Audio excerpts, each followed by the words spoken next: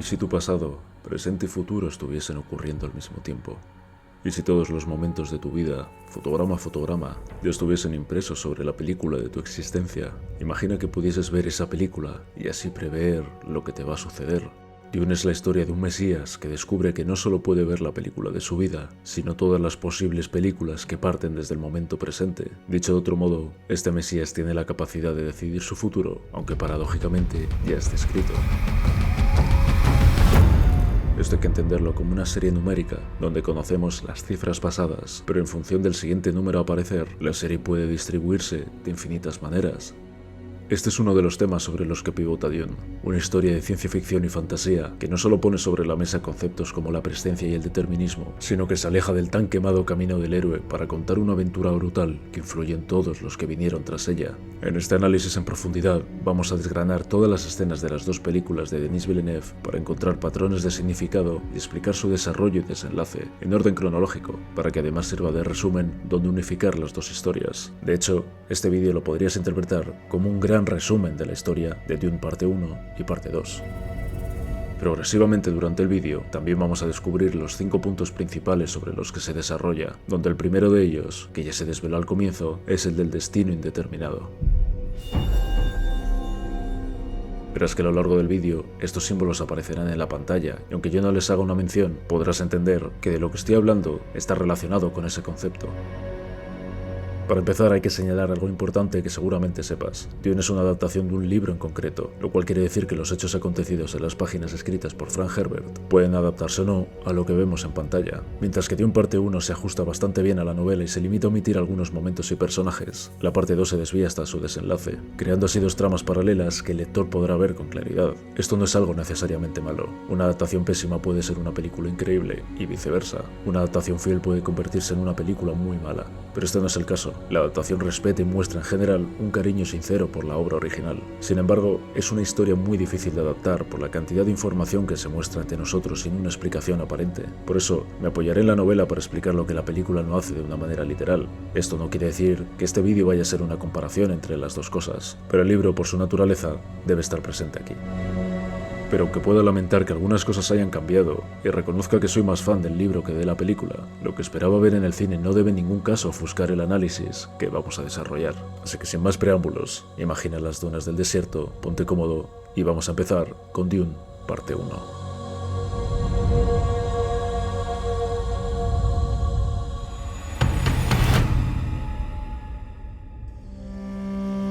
Nuestra historia comienza con unas palabras en un idioma que no entendemos. Estas dicen: los sueños son mensajes desde lo profundo. Es que las visiones serán importantes en el recorrido que vamos a hacer, ya que deberemos interpretarlas no como premoniciones, sino como un tejido de posibilidades a lo largo del tiempo, como esas series numéricas que planteábamos al comienzo. Pero antes de que eso tenga relevancia en la trama, pasamos a ver a modo de prólogo una escena que también funciona como una visión. En ella, la voz de una chica joven nos cuenta cómo su tierra es esquilmada por una fuerza externa que solo busca recolectar el bien más preciado del universo, la especia.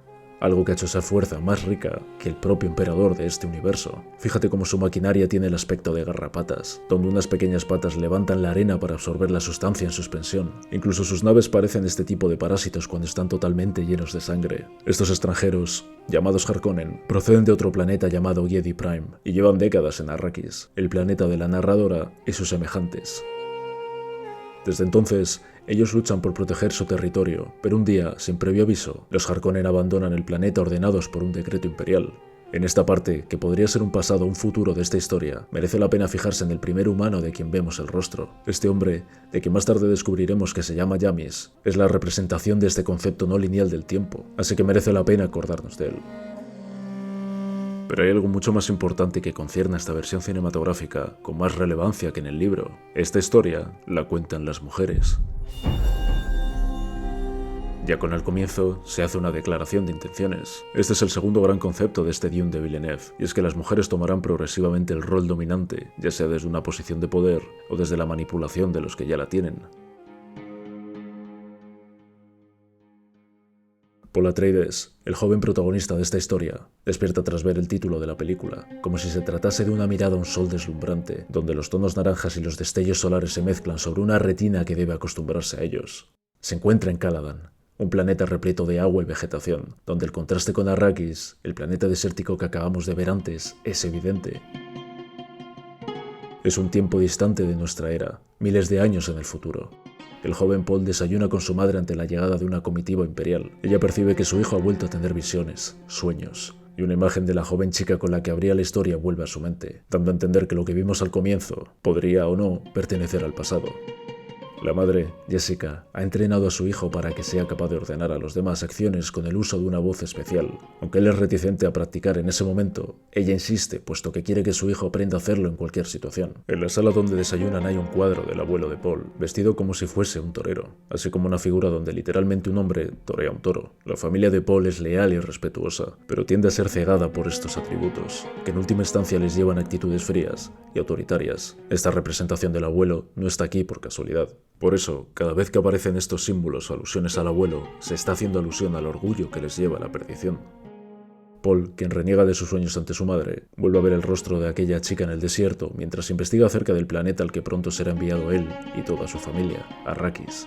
Descubrimos que los Fremen son las tribus nativas del planeta a los que esa chica pertenece, que sobreviven temperaturas muy por encima del límite humano, en parajes donde terribles gusanos de cientos de metros de longitud recorren las dunas, gusanos de arena también conocidos como Sai-Hulud. Pero también aprende que semejante lugar hostil es la cuna del bien más preciado del universo, como ya adelantábamos, la especia, la melange, sin la cual el viaje interestelar es imposible. Este es un punto fundamental que explica todos los acontecimientos de esta historia, pero que en la película pasará por el momento totalmente desapercibido. Aquí, la especia será solo un material valioso con el cual puede enriquecerse una familia, nada más, y será un lastre que nos lleva a discutir el desenlace de la segunda parte. De momento, gracias a ese tipo de viaje interestelar, debemos ser testigos del momento en que la representación imperial llega a Caladan para ser recibidos por Paul, su padre y líder de la gran casa a la que pertenecen ambos, el duque Leto, su madre y concubina del duque, Lady Jessica, la mano derecha militar del duque, Gurney Halleck, y su mentat, Thufir Hawat. No te preocupes por los nombres, llegará un momento donde expliquemos dónde encaja cada uno. Solo sé consciente de que todas las personas que están ahí, junto al protagonista, representan su personalidad, en todos y cada uno de los aspectos. El momento de la llegada te recordará a eso, a La llegada, película dirigida también por Denis Villeneuve, y es que no solo crea paralelismos visuales con Dune, sino temáticos como más tarde veremos con el trato del tiempo y su sentido no lineal.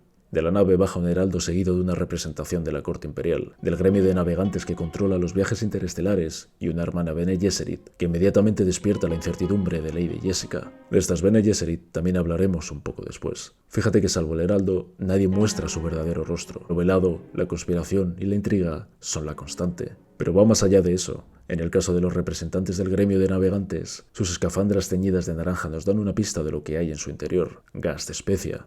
Y es que aunque aquí nos explique, el consumo de esta ha cambiado durante miles de años el aspecto de estos humanos, quienes dependen ahora de ese elemento no solo para su subsistencia, sino para desarrollar los planes a la hora de crear los viajes entre planetas. Es el uso de especia lo que abre sus mentes y les permite plegar el espacio, y quizá el tiempo, para conectar dos puntos distantes y que el desplazamiento parezca no haberse dado a la hora de viajar. Esto no te lo van a contar, pero esto explica todo. El heraldo informa que el emperador Padishah Saddam IV de la Casa Corrino ordena que la Casa Atreides debe sustituir a la Casa Harkonnen en la recolección de especia en Arrakis, por lo que deben trasladarse todos allí de inmediato. Saddam IV es el nombre del emperador. Su casa, igual que hablamos de los Atreides, es la Casa Corrino, y el emperador Padishah es su título. Emperador Padishah. Padishah no es su nombre, sino que es parte de este título. El duque acepta de inmediato, puesto que el honor y el deber pesan más que la lógica en un momento de sospecha como ese. Acuérdate, por ejemplo, del abuelo torero. El juego de miradas que se da aquí lo demuestra. De hecho, y esto ocurrirá en las dos películas, las miradas aportarán la información de la que carecen con palabras. La cera derretida para sellar el documento tiene símbolos de las Bene Gesserit, patrones que se pueden ver en el vestido de Lady Jessica, por lo que visualmente se unen las dos mujeres desde este instante.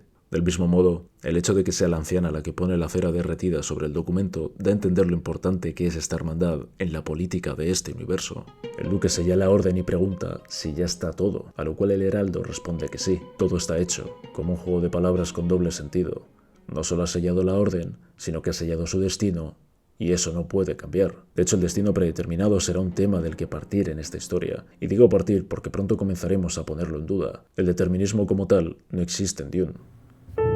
La siguiente escena es más importante de lo que parece a priori. Paul habla con uno de los mejores guerreros de la casa Atreides, Duncan Idaho, quien se prepara para ir a Arrakis antes que los demás con la intención de encontrar a los Fremen y así entender su cultura y ganar su confianza. Lo sabremos un poco más adelante, pero lo que se está buscando aquí es formar una alianza con estos nativos de Arrakis. Paul quiere ir con él, no porque tenga muchas ganas, sino porque teme por la vida de este soldado y amigo, a quien ha visto en sus sueños no solo encontrar a los Fremen, sino morir. Aunque en este plano no pueda verse a simple vista, este es el cadáver de Duncan. Después vemos un escarabajo con el que podremos conectar esta escena más adelante.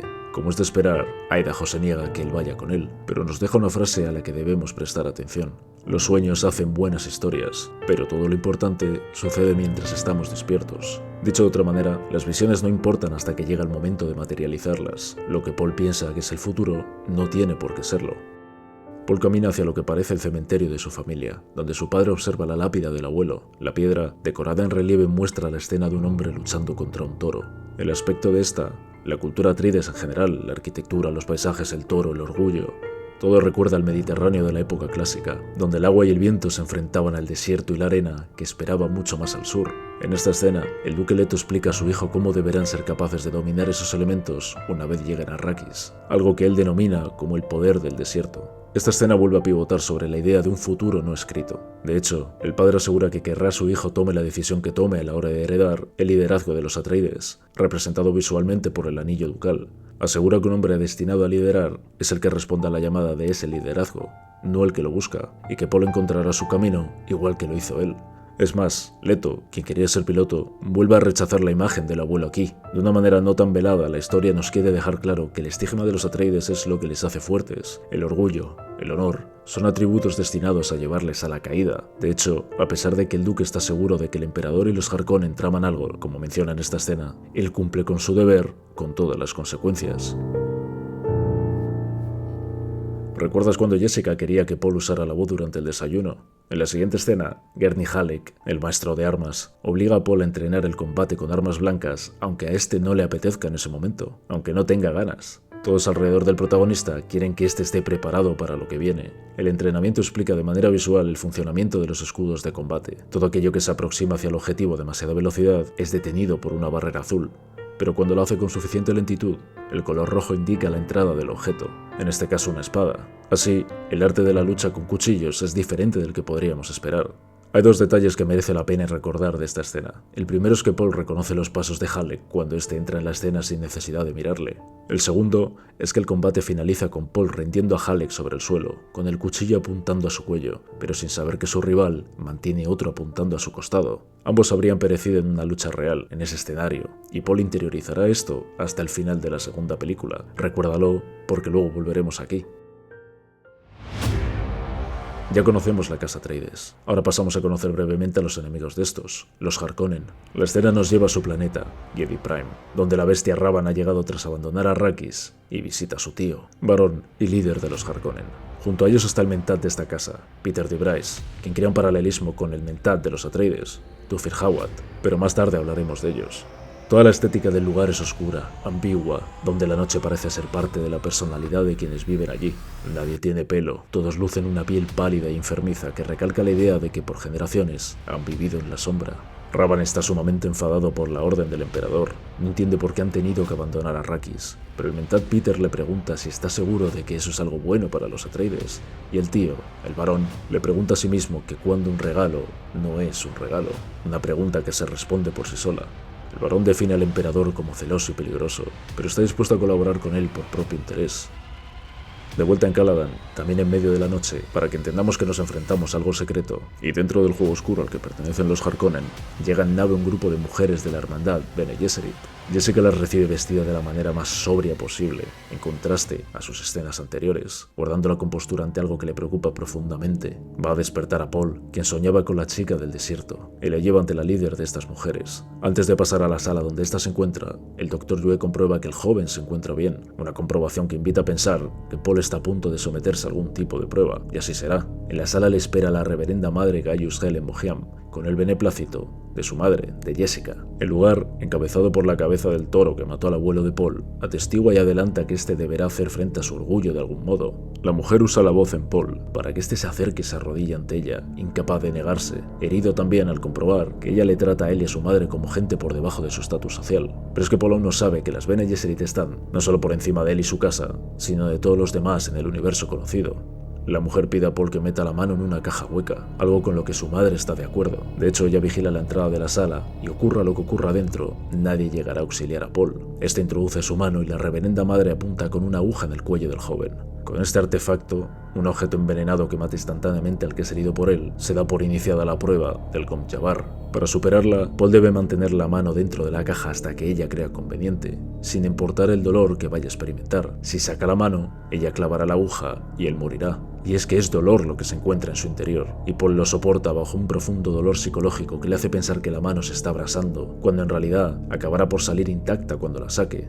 El porqué de esta prueba es determinar si Paul es capaz de controlar sus impulsos, algo que le diferenciaría de un animal. Pero lo que ocurre realmente aquí es que la Bene Gesserit no puede permitir que alguien con el futuro potencial poder de Paul viva si no es capaz de gestionarlo. Y es que Paul ha sido entrenado por su madre en las artes que dominan este colectivo de mujeres. Cuando la reverenda madre se marcha, entendemos por qué, entendemos quiénes son y cuál es su cometido. Las Bene Gesserit son un grupo influyente que lleva siglos manipulando los cruces genéticos de las grandes casas para conducir el porvenir de la humanidad. Su objetivo último es dar con el Kwisatz Haderach, una especie de elegido capaz de controlar mentalmente las visiones del pasado y el futuro, para conducir a todos hacia un destino óptimo. La condición femenina de este colectivo se ve reflejado en la música, donde la banda sonora es acompañada de potentes y misteriosas voces de mujeres. Las Bene Gesserit implantan creencias aquí y allá, con el objetivo de que puedan ser usadas en el futuro. Así fue en Arrakis, donde sus nativos creen en profecías que fueron diseñadas por ellas siglos atrás, aunque por supuesto, esto es algo que o desconocen o pretenden ignorar. Es mediante ellas como la reverenda madre espera que Jessica y Paul puedan sobrevivir a lo que les espera. Sin embargo, no muestra un especial afecto por madre e hijo, sino que llega a reprochar la actitud de Jessica, quien habiendo sido ordenada a engendrar a una mujer, decidió tener a un hijo, o sea, a Paul. Como ya queda demostrado de una manera más evidente, Jessica pertenece a esta hermandad, pero no sigue sus reglas. La rebeldía de Jessica y sus propias intenciones quedan patentes aquí por primera vez. No solo tuvo a Paul para contentar a su padre, el duque Leto, de quien ella es concubina, sino que pretendió con semejante acto ser la madre del propio elegido, del Kwisatz Haderach. Según las Bene Gesserit, el plan era que ella tuviese una hija que se casase con el heredero Harkonnen y así, esta vez por fin, dar como resultado de ese matrimonio a un varón destinado a dominarlo todo, por lo que los planes, por el momento, deben posponerse. Aunque las Bene Gesserit no tienen ningún tipo de prisa, ellas actúan a largo plazo. La niebla separa madre e hijo en medio de estas revelaciones. Paul desconfía de su madre, quien ahora se muestra visualmente difusa tras la húmeda cortina. La casa Atreides se prepara para abandonar su planeta Caladan, un lugar donde hay tanta agua que las naves pueden almacenarse dentro del mar. Todo es empaquetado para ser trasladado a Arrakis, incluido el retrato del abuelo y la cabeza del toro que lo mató, porque lo que acabó con este no solo les acompaña de una manera literal. Paul toma en su mano hierba en representación del viento y agua en representación del mar, como despedida antes de marchar definitivamente. Inmediatamente podemos ver una imagen del espacio, donde una nave sobrevuela el planeta Arrakis. Esta nave está trasladando a los Atreides, y se trata de una nave del gremio de navegantes. Como ya te habrás fijado, el aspecto de estas naves no es casual, y recuerda, evidentemente, a un gusano inmensamente grande. Esto no es algo a lo que la película vaya a hacer una mención, pero es una pista para que podamos entender un poquito mejor de qué va todo esto. En general, la película trata la magnitud de los espacios de una manera increíble. Mira cómo entendemos bien el tamaño de los transportes que aterrizan en Arrakis en comparación con los soldados que esperan en tierra.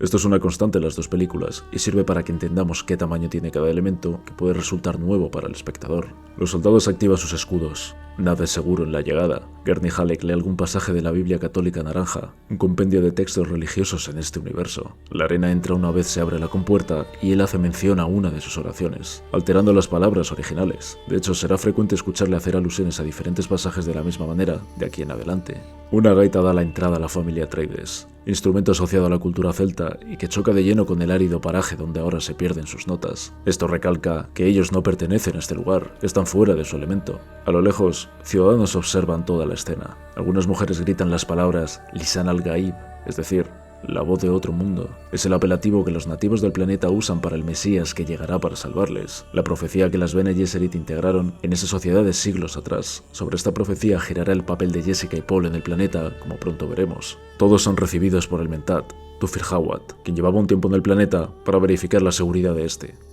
Los Mentat son humanos entrenados para desarrollar sus capacidades lógicas y deductivas, como haría una máquina. Y es que en este universo, las inteligencias artificiales están prohibidas debido a una guerra que hubo contra ellas tiempo atrás. Ahora son los Mentat lo más cercano a una computadora con cierta capacidad neuronal, y por eso los Mentat son tan preciados en cada casa. Los gritos de Lisan al-Gaib se extienden en la multitud, y Jessica explica a Paul su significado. Madre e hijo viajan hasta la ciudad de Arrakeen en un ornitóptero, una especie de helicóptero que simula el movimiento de las alas de una libélula, en contraste a las naves de Caladan, que flotaban con fluidez. En Arrakis, todo debe mimetizarse con el desierto para sobrevivir. La ciudad permanece aplastada contra el suelo, protegida de las tormentas por escudos que también evitan la visita de los temidos Ai-Hulud, los gusanos del planeta. En las montañas próximas a la ciudad se ven algunos individuos que podrían ser Fremen. En el cielo, las dos lunas de Arrakis son observadas por Leto y Halleck. En la más grande los Fremen ven la silueta de una mano. En la segunda y más pequeña, la sombra de un roedor del desierto llamado Muad'Dib, relacionada con una constelación que guía a los viajeros. Jessica debe elegir una mujer para el servicio, y escoge a una llamada Sadut Mapes. Es gracias a su capacidad de intuición como deduce que ella es Fremen y que esconde un arma blanca bajo las telas de su vestido. El arma es un cuchillo Cris, hecho a partir de los dientes de uno de los gigantescos gusanos del desierto. La mujer, ahora prendada por Jessica, le entrega el cuchillo en señal de buena voluntad porque ya cree que es parte de la profecía. Jessica aprovecha aquí lo que ya conoce, lo que las Bene Gesserit implantaron en esta sociedad, para ganarse por primera vez a un Fremen. También se muestra el lenguaje de signos con el que puede comunicarse con otras personas sin necesidad de hablar. Un recurso de guión muy inteligente para evitar los pensamientos internos que se usó David Lynch en su versión de los 80 o el propio libro. Paul pasea por los exteriores del palacio. Algunos Fremen se resguardan del calor en las sombras. Sus ojos azules demuestran que han estado expuestos a la especie del desierto durante mucho tiempo. Un hombre riega unas palmeras conservadas en cautividad. Aunque requieren un agua necesaria para combatir la sed de muchos, el riego es necesario porque simboliza la esperanza de que algún día Arrakis será un planeta verde y exuberante. Esto también es una pista para que entendamos cuáles son las intenciones del pueblo Fremen y que va mucho más allá de defender su territorio. Los Fremen, de quienes no se conoce su verdadero censo, trabajan por un bien mayor. Algo después, Paul estudia en su habitación los registros que hay sobre la cultura del planeta. Escucha acerca de los gusanos gigantes, los cuales son atraídos por los ritmos y las vibraciones. De aquí también aprende al caminar de los Fremen en las dunas, una serie de pasos desacompasados que pretenden simular lo aleatorio y así evitar a los Ai-Hulud. En el momento en el que el registro audiovisual habla de un pequeño ratón del desierto llamado Muad'Dib, el mismo que se ve en las sombras de la segunda luna de Arrakis, algo parece perforar la pared de la habitación. Se trata de un dispositivo, de un cazador-buscador, que está ahí para asesinar a Paul, pero este logra acabar con él a pesar de no tener puesto su escudo, mediante un alarde de autocontrol que demuestra cuán entrenado está, a pesar de su edad. Así se descubre que un Harkonnen había estado viviendo tras una de las paredes del palacio durante semanas, a la espera de una oportunidad para atentar contra los Atreides. De vuelta en el planeta de estos, de los Harkonnen, la reverenda madre Gaius Helen Mohiam visita al varón y a su mentat, Peter. Un cono de luz nos muestra un área en medio de la oscuridad, donde el sonido no puede salir, aumentando así la sensación de secretismo e intriga que siempre rodea a esta casa. La Bene Gesserit, que ahora está dentro de esta intriga, demuestra que la hermandad a la que pertenece está por encima del emperador y de cualquier casa, y exige que se permita el exilio de Paul y Jessica una vez que los Harkonnen ataquen el planeta. El varón, quien es inteligente y no quiere mentir, miente sin decir la verdad. No matará a madre e hijo, pero sugiere que el desierto es peligroso, por lo que espera que este sí que lo hará, aunque esto no se lo dice la anciana, quien ya ha salido fuera del cono de silencio. Es conveniente, puesto que ocurre de manera constante en las dos películas, observar cómo se reflejan las jerarquías con estructuras piramidales, donde los que se sitúan arriba tienen más poder en ese momento que los que están abajo. Aquí, el varón ya estaba arriba, pero es que incluso asciende mediante los dispositivos que le mantienen a flote hacia las alturas, acentuando así su dominio y ansia de poder. Hay algo más aquí que no debe pasar desapercibido. El varón señala que no hay satélites orbitando Arrakis, y que por lo tanto su inminente ataque no tendrá ojos que lo atestiguen. Así que piensa que si no hay satélites, de la misma manera que no se ve qué ocurre en las zonas que están más al norte, donde suceden los acontecimientos, tampoco se sabe lo que ocurre más al sur. Durante la primera reunión militar a la que asiste Paul, los soldados bromean acerca del atentado contra su vida. Hawat, por otro lado, y avergonzado por este hecho, se mantiene en silencio. El duque entra y el mentat informa del vasto beneficio que los Harkonnen estaban obteniendo con la recolección de especia en el planeta, pero señala del mismo modo que los Atreides no podrán soportar semejantes niveles de producción con el equipamiento que han heredado. En el exterior, solo unos pocos hilos de especia se levantan en la llanura. Si recuerdas el prólogo de la película donde Chani, la joven Fremen, narraba la situación de su pueblo, podrás observar cómo los Harkonnen tenían ante sí todos los silos repletos. Leto quiere ser testigo de la extracción en el desierto y pide que la doctora Kynes les acompañe. Esta doctora, que conoceremos algo después, es una ecóloga imperial que está ahí como representación neutral del emperador. Su cometido es informar sobre la transición entre los Harkonnen y los Atreides, por lo que Leto quiere que sea testigo de primera mano de la mala situación desde la que parten en el planeta. Es entonces cuando Duncan e Idaho aparece en escena para alegría de Paul. Ha pasado un mes en el desierto viviendo con los Fremen y descubre que estos, divididos en comunidades llamadas Sietch, se reparten por miles a lo largo del planeta. Esto quiere decir que lejos de las predicciones Harkonnen, el censo Fremen puede sumar millones de personas. Las miradas de Leto, Gurney y demás demuestran que esto es una gran noticia de cara a la alianza que pretenden forjar allí. Duncan ha llegado a mirar a los Fremen y a conocer la tecnología que son capaces de desarrollar para la supervivencia. Asimismo, ha traído con él hasta la ciudad a un tal Stilgar, líder del Sietch donde ha sido aceptado. Leto permite que este entre en la sala con su cuchillo Chris, uno similar al que Shadow Mapes entregó a Jessica, como gesto de respeto hacia sus costumbres. Stilgar entra envainando su cuchillo, como si lo hubiese estado a punto de usar fuera de ella. Al ser recibida adecuadamente, Stilgar escupe en el suelo, pero esto es un gesto también de buena voluntad, ya que el desperdicio de agua tiene en este caso ese significado. Es simbólico. Idaho y el duque, por lo tanto, hacen lo propio. Stilgar se queja de que no habrá diferencia con los Harkonnen, que como extranjeros, los Atreides solo tienen intenciones colonialistas sin dar nada a cambio. Paul interviene y le da la razón. Mira cómo le observa Duncan tras ello. Esto parece despertar en Stilgar un atisbo de lo que más tarde demostrará hacia Paul, pero es adelantarse mucho en esta historia. Por el momento, el duque asegura la protección de los Sietch Fremen, mientras sea él quien tenga el mando en Arrakis, y que sus únicas incursiones en el desierto tendrán como objetivo la recolección de especia. El duque se prepara para asistir a la recolección. Fíjate que antes de marchar lo que vemos son a personas reparar cosas. Los Harkonnen han dejado todo lo peor que tenían. Antes de montar en el ornitóptero conocen en persona a la doctora Kynes, quien ha aportado una serie de destiltrajes de confección Fremen para la tripulación. Estos trajes son capaces de absorber toda la humedad del cuerpo y reciclarla usando energía cinética, de manera que una persona en el desierto puede sobrevivir gracias a él. Ella adapta los trajes, salvo el de Paul, que está sorprendente bien equipado a pesar de ser la primera vez que lo lleva. Ella le observa con incredulidad y recita frases de la profecía que promete un Mesías en Arrakis. Una de ellas hace mención a esto, a que el Mesías será capaz de seguir los caminos y las maneras de los Fremen. Los ojos teñidos de azul de la doctora y sus palabras, y su idioma hacen que Paul piense que es una Fremen de inmediato. Ella, por supuesto, no lo niega. Los ornitópteros se sumergen en el inmenso desierto de dunas, en territorio de gusanos Shai-Hulud. Leto va a los mandos del transporte. Recordemos que él quería ser piloto durante su juventud. Encuentra una recolectora averiada mientras un gusano se aproxima en la distancia. Aquí se nos dan algún dato más sobre ellos que no hemos mencionado, que aparte de ser atraídos por pulsos y ritmos constantes, y que pueden medir cientos de metros de longitud, conocemos que viajan en las profundidades, pero que salen a la superficie cuando atacan.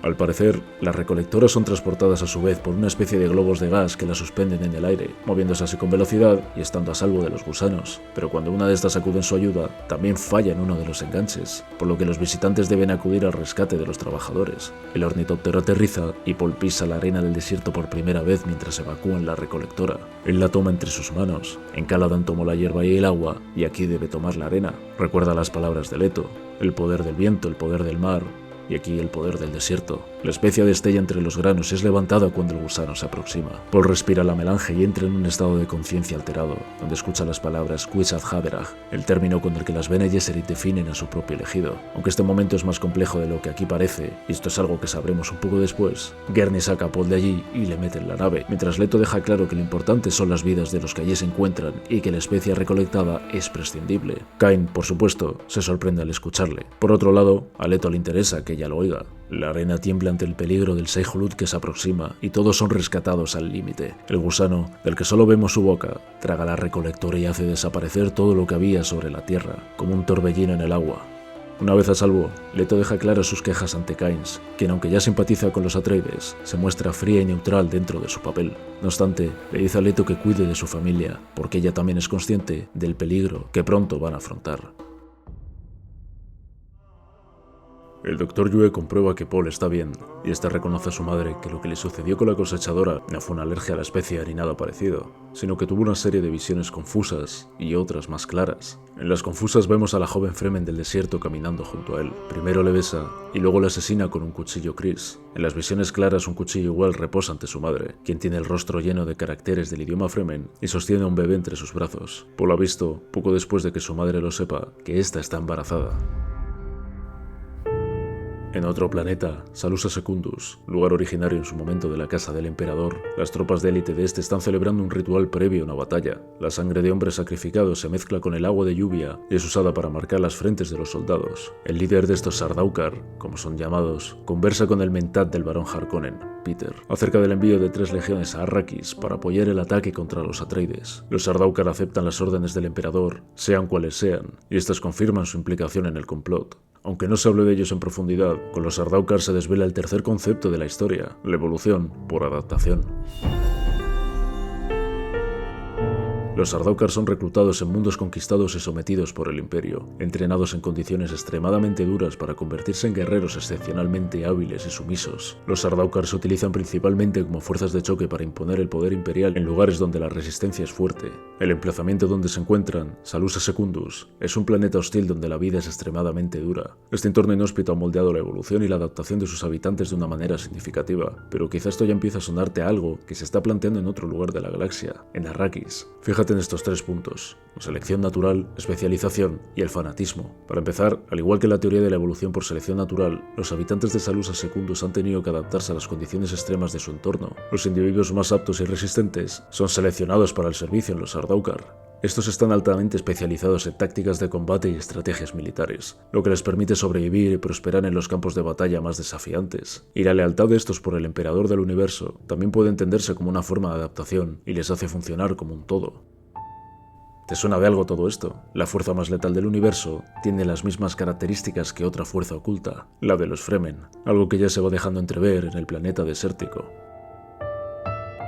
Allí, Jessica reprime sus lágrimas ante la revelación y cambio de su hijo. Cuando intenta compartir su preocupación con el duque Leto, este no quiere sumar las que ya tiene y se centra en asegurar el porvenir de una familia de la que ya intuye su colapso. Durante la noche, Leto lamenta no haberse casado con Jessica y sí haberla mantenido como su concubina. En 2 ocasiones se planteará durante esta historia que el amor y el poder no son compatibles, que la obtención de una implica el sacrificio de la otra. Por otro lado, Paul observa la figura del toro y el torero, el honor y el peligro. El Dr. Yue le deja algo para dormir en su habitación y se marcha. Aunque no lo vemos, Paul y Jessica han sido drogados por él, por el doctor, quien ahora paraliza a los soldados que vigilan la sala donde se controlan los escudos de la ciudad y los desactiva. Leto se desvela y ve destellos lumínicos en la pared, señales luminosas que proceden desde la distancia, en el desierto, y que parece que están dando algún mensaje codificado. Podrían ser los Fremen avisando de un peligro, enemigos organizándose o contrabandistas.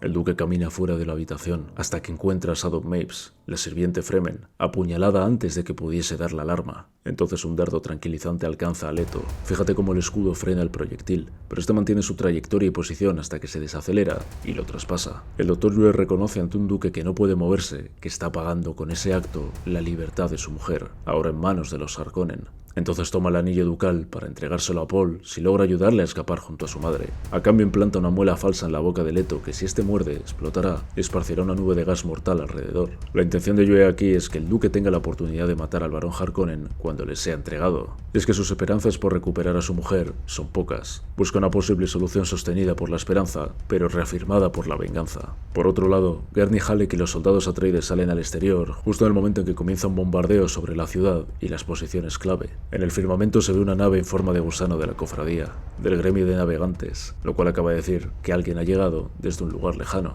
El ataque aéreo hace estragos y el despliegue de soldados en tierra da comienzo. En el interior del Palacio Ducal, los Atreides resisten a las tropas Harkonnen en una posición que recuerda a las falanges de hoplitas, así como a su cultura clásica. Sin embargo, son rodeados a su espalda por las tropas Sardaukar del emperador, demostrando visualmente por qué era necesario la implicación de estas en el conflicto. La bestia Ravan, el sobrino del emperador, ejecuta a los soldados Atreides mientras las palmeras arden. No solo estamos ante la caída de una casa, sino de las esperanzas de todo un pueblo. Sin embargo, no todos son derrotados. Duncan Idaho combate dentro del palacio en busca del duque y Paul, pero ninguno está en sus aposentos. Entonces consigue robar un ornitóptero y salir volando de la ciudad en medio de una espectacular escena, donde los rayos láser y la destrucción de Arrakeen son los protagonistas. Paul y Jessica han sido montados en otro de estos ornitópteros de camino al desierto, donde deben ser arrojados para que mueran allí por cualquier causa colateral, como por ejemplo ser devorados por un gusano. No pueden matarles porque podrían enfrentarse a una decidora de verdad, esta figura que encarna a las Bene Gesserit. Puede saber si un individuo miente, por lo que los Harkonnen se defienden de esta eventualidad que pueda llegar en un juicio posterior. Recordemos que el varón mentía sin mentir, él no mataría a madre e hijo, pero del desierto no podía estar seguro. Jessica observa que en una pieza de la nave, bajo el asiento de Paul, se ha tallado la figura de un diamante, símbolo del Dr. Yue y la escuela Suk a la que pertenece. Está al lado de una manta que parece esconder algo. Paul fracasa a la hora de usar la voz que entrenaba con su madre al comienzo de la película y es golpeado por un Harkonnen. Ante su inminente lanzamiento desde la nave hacia el desierto, Paul logra hacerlo finalmente y ordenar al soldado que quite la mordaza a su madre. Ella tenía una en la boca para evitar precisamente lo que acaba ocurriendo, que usa la voz para acabar con los 3 enemigos que había en la nave. Esta se bloquea como medida de seguridad cuando sus tripulantes están ausentes y madre e hijo deben huir antes de que vayan en su búsqueda. Antes de bajar, Jessica comprueba qué había bajo el emblema de Yue. Se trata de un frame kit, una mochila Fremen que guarda en su interior diferentes objetos para la supervivencia en el desierto. En el horizonte, el alba se tiñe con el humo y el fuego de una batalla que parece haber acabado en Arrakeen. Entonces la película salta entre 2 momentos que suceden en paralelo. En el primero, dentro del palacio, Leto yace desnudo aún bajo los efectos del dardo tranquilizante. Puede ver el toro que mató a su padre, última muestra del honor y orgullo que lleva a los Atreides a su propia perdición. La caída de Leto, que desde el comienzo de la película ha estado presente, se hace por fin efectiva. Hasta ahora, los sucesos parecen estar escritos antes de que acontezcan, pero el determinismo no tardará mucho en desaparecer. Está postrado al otro lado de una larga mesa donde el barón Harkonnen disfruta de la cena, como si esa fuese la única muestra de cordialidad y respeto que va a tener hacia el Atreides. El cuerpo tumbado del duque recuerda posturas de la historia del arte, como la Piedad de Miguel Ángel, el descendimiento de Cristo en pinturas como la de Caravaggio, o el suicidio de Séneca de Manuel Domínguez. En el caso de los Cristos, estos representan compasión y duelo ante un momento que reafirma la profecía mesiánica cristiana. De hecho, sea esto casual o no, este momento abre la vía para que se materialice la profecía que ha sido implantada en Arrakis. En el caso de Séneca, también muere a causa de un veneno, aunque no había una relación tan sólida como con la primera. Pero antes de pasar ahí, el Dr. Yu entra en la sala con una esperanza no muy clara de recuperar a su esposa, y es asesinado por el varón, quien sigue mintiendo sin mentir. Le dice que liberaría a su esposa y que se reuniría junto a ella, evidentemente en la muerte, aunque eso no lo dice, por supuesto. Leto escucha al varón regodearse de su victoria, asegurando que su hijo y su concubina han muerto y su estirpe va a desaparecer con él. Leto susurra para que el varón se acerque, y aunque lo hace, activa su escudo protector por precaución. No estaba equivocado. Leto rompe la muela falsa y una nube de gas se lleva por delante a todos los que están en el salón, incluido al mentat de los Harkonnen, Peter de Bryce. Sin embargo, el varón reacciona a tiempo y usa los suspensores de gravedad que tiene integrados para subir hasta el techo, donde la concentración de gas puede ser menor y escapar a duras penas de la muerte. En general, el varón siempre intenta ir hacia arriba, ya sea para demostrar su autoridad, o para huir, o para lo que sea. Y esto es algo que hará hasta el final. En la otra cara de este momento, bajo una duna del desierto, Paul y Jessica montan una destiltienda, diseñada para absorber la humedad y reciclarla para conservar el agua. Esto casa con los destiltrajes, aunque estos no están en la mochila que les dejó el Dr. Yue en la nave. Lo que se encuentran es un mensaje que confirma que él dejó esos objetos ahí, y el anillo ducal, lo cual confirma a su vez la probable muerte de Leto.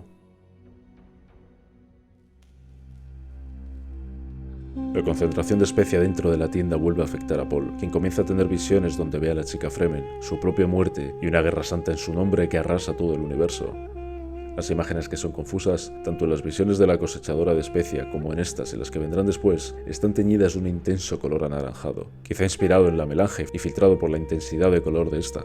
Las imágenes claras no se diferencian de la realidad, y es en ellas donde no cree morir, pero sí guiar a la muerte a muchos otros. Paul, al borde del colapso, reprocha a su madre ser testigo de semejantes visiones, ser poseedor de unas capacidades que ella ha inculcado en él. No le falta razón. Paul es una mezcla perfecta de diferentes elementos que confluyen en él, con el objetivo de crear un líder superior. Si recuerdas el momento en el que el heraldo del emperador llegaba a Caladan, Paul estaba rodeado de todos esos elementos. El duque Leto por su herencia noble y poderosa, Jessica por sus capacidades Bene Gesserit y el aporte genético de estas, Thufir Hawat por las capacidades de Mentat y Gurney Halleck por sus capacidades en combate. Paul está comenzando a comprender por qué fue adiestrado de esta manera, pero la realidad le sobrepasa y lamenta al fin la muerte de su padre, volviendo a ser, como cabe esperar, el chico de 15 años que era hasta hace poco. Las lágrimas y el sudor de madre e hijo se convierten en agua dentro de la tienda, hasta que pasa la noche. Paul se pone el anillo de su padre, tomando simbólicamente el ducado de los Atreides.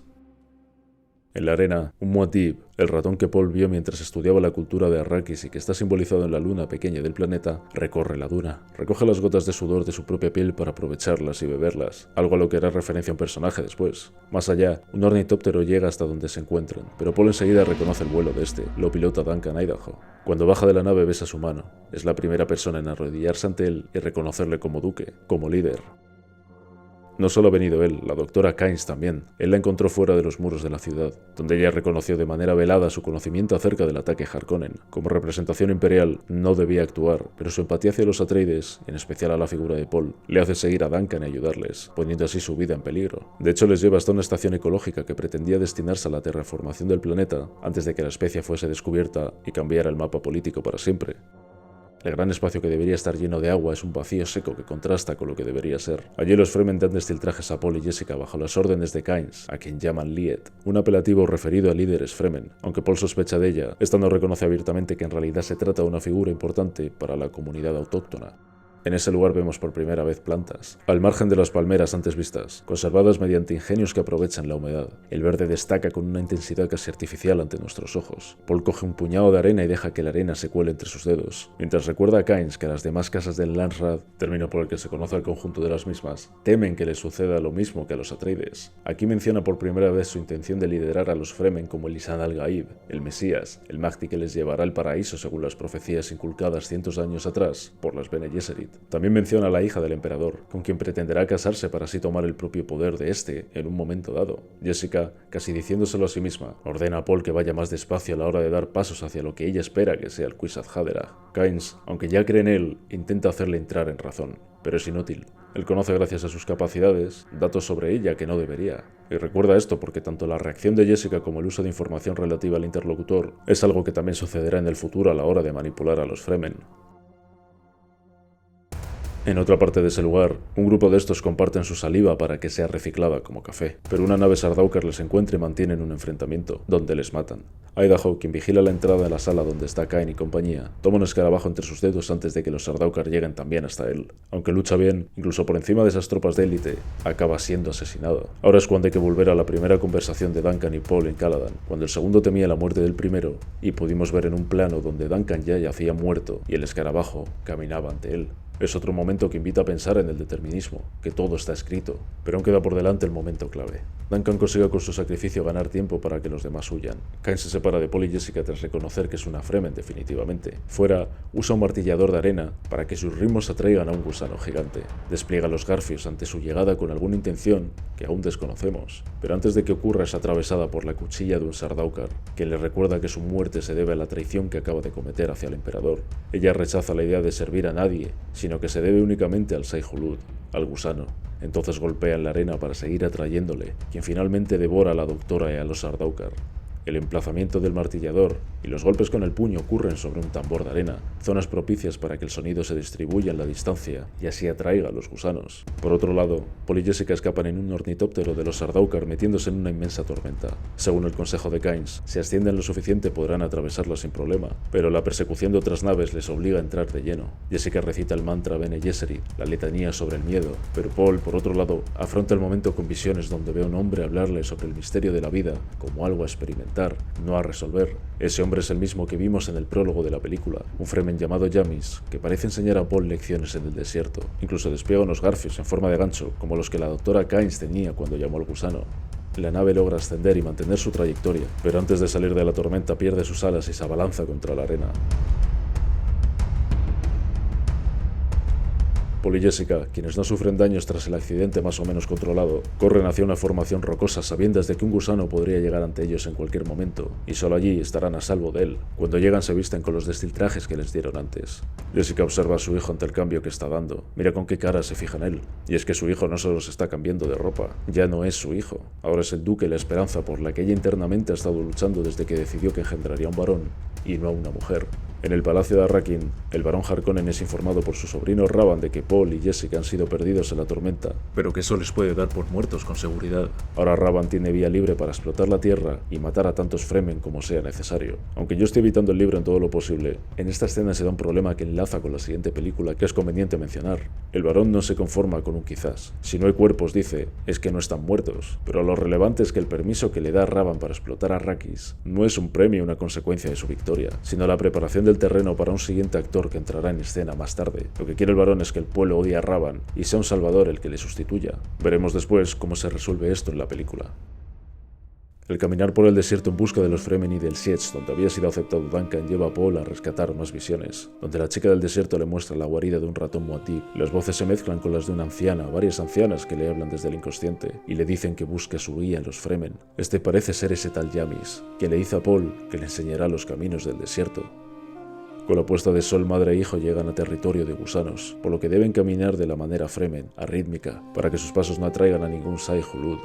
Sin embargo, en cierto momento pisan un tambor de arena, zona donde el sonido retumba con fuerza como observamos antes de la muerte de Kynes. Un gusano acude y los dos corren hacia las rocas más próximas para ponerse a salvo por escasos metros. El gusano asoma por encima de la arena y, como si se tratase de un inmenso ojo, observa a Paul sin moverse. Él, centrado en lo que sería el iris, aguanta la entre comillas mirada hasta que un martillador de arena suena a la distancia y el gusano se va. El misticismo de la escena nos hace pensar que hay una conexión más profunda entre el protagonista y el propio desierto. Cuando avanzan por las rocas se dan cuenta de que no están solos. Los Fremen han llegado hasta allí y son responsables del martillador que les libró del gusano momentos antes. Estos debaten acerca de qué hacer con los forasteros, pero cuando Paul reconoce al líder, a Stilgar, se dan varios puntos interesantes. Este Stilgar, el hombre que visitó en el palacio y al duque junto a Duncan, parece que ha estado contemplando la idea de que Paul sea el esperado Lisan al-Gaib, el Mesías. De hecho, aboga por darle asilo en el Sietch. En cuanto a Jessica, prefiere aprovechar el agua de su cuerpo ante una persona demasiado mayor para aportar o adaptarse a la dura cultura Fremen. Ante el ataque hacia esta, ella responde con destreza y lo inmoviliza mientras Paul logra llegar a una posición superior y apuntar con una pistola maula hacia los Fremen. Stilgar decide que la mujer puede quedarse con el rol de Sayadina, una especie de sacerdotisa Fremen, pero lo hace por una simple razón. Ella le ha vencido y en la cultura Fremen el más fuerte lidera. En este caso, la victoria de ella ante él le pone en una situación de riesgo que él procura disimular con una razón sagrada, en la que por otro lado sí que cree.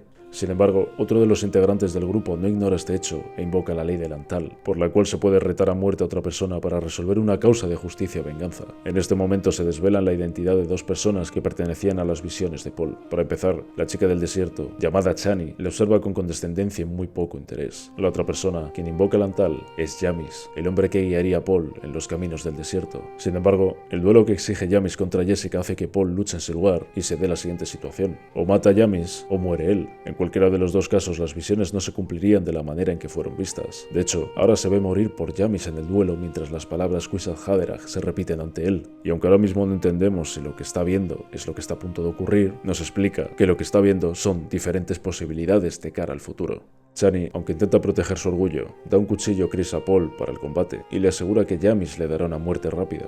Una vez se da comienzo a la lucha, Paul, superior a Jamis, piensa que esta es a primera sangre y que no debe matar a su oponente, pero cuando no le queda más remedio acaba con su vida y de manera simbólica con todo lo que había sido antes. Y es que, aunque Jessica pretende en un principio usar a los Fremen para salir del planeta y volver a Caladan, Paul decide quedarse con ellos y conseguir el poder del desierto que buscaba su padre. Los Fremen envuelven inmediatamente a Jamis en telas que conservan su humedad. El desperdicio de agua no es solo una manera de hablar para esta gente, se lleva a rajatabla y se respeta. Las visiones de Paul le hacen ver montañas de cadáveres ardiendo, un cuchillo gris ensangrentado, y es que la muerte es motor de cambio en Dune. El Atreides debe morir simbólicamente para renacer como Fremen, de la misma manera que Leto muere para que comience el camino de su hijo. De hecho, la muerte simbólica volverá para aumentar los pasos del camino del Mesías profetizado. Por el momento, esos pasos llevan a Paul y Jessica junto al grupo Fremen hacia el Sietch Tabra. De camino, observan como un gusano de arena es cabalgado por un hombre en la distancia. La doctora Liet Kynes había pretendido hacer lo propio antes de ser apuñalada por la espalda. Aquí concluye la primera parte de Dune, pero la segunda no salta en el tiempo como podríamos pensar si hemos leído la novela, donde hay un espacio de 2 años que cambia y da sentido a mucho de lo que veremos aquí. Dune parte 2 comienza en el momento en que este grupo de Fremen tiene un encuentro con un equipo de rastreo Harkonnen. Pero antes de que veamos esa escena, hay 3 pequeños momentos a señalar. Primero, las voces de los cantos Sardaukar nos dan una nueva oración al comienzo de esta película. Tener poder sobre la especie es tener poder sobre todo. Esto tiene un sentido mayor que el final de la película nos da a entender, pero eso lo dejaremos pues para eso, para el final. La especie aquí sigue siendo un producto valioso que mueve la economía de este imperio y lleva a grandes casas a desaparecer. En segundo lugar, e hilando con esto, un nuevo discurso nos adentra en la película a través de la voz de una mujer. Se trata de la princesa Irulan. En la primera película era Chani quien nos sumergía en la historia y ahora es la hija del emperador, aunque ella lo hace en forma de relatos destinados a ser recopilados como su obra. De hecho, en el libro estos fragmentos encabezan los capítulos y nutren de información a la trama. Irulan y Chani son 2 mujeres que pertenecen a, literalmente, mundos diferentes, pero que encuentran un nexo común en la figura de Paul, como veremos más adelante, y dan continuidad a esta idea de que Dune la cuentan las mujeres. Pues bien, en este prólogo Irulan nos habla de la batalla de Arrakis, donde los Atreides fueron fulminados de la noche a la mañana. Los cuerpos arden en pirámides de cadáveres, una imagen similar a la que Paul ya había visto pensando en una guerra santa en su nombre. Irulan señala que murieron en medio de la oscuridad, por eso se da un contraste visual, al ver la luz entrando plácidamente entre las ramas de un árbol un instante después. Iluminan a Irulan y a su padre el emperador, que juegan en su planeta a un juego de mesa donde las piezas también son pirámides. La estrategia y el poder se representan a menudo bajo este símbolo, como hemos visto y seguiremos viendo.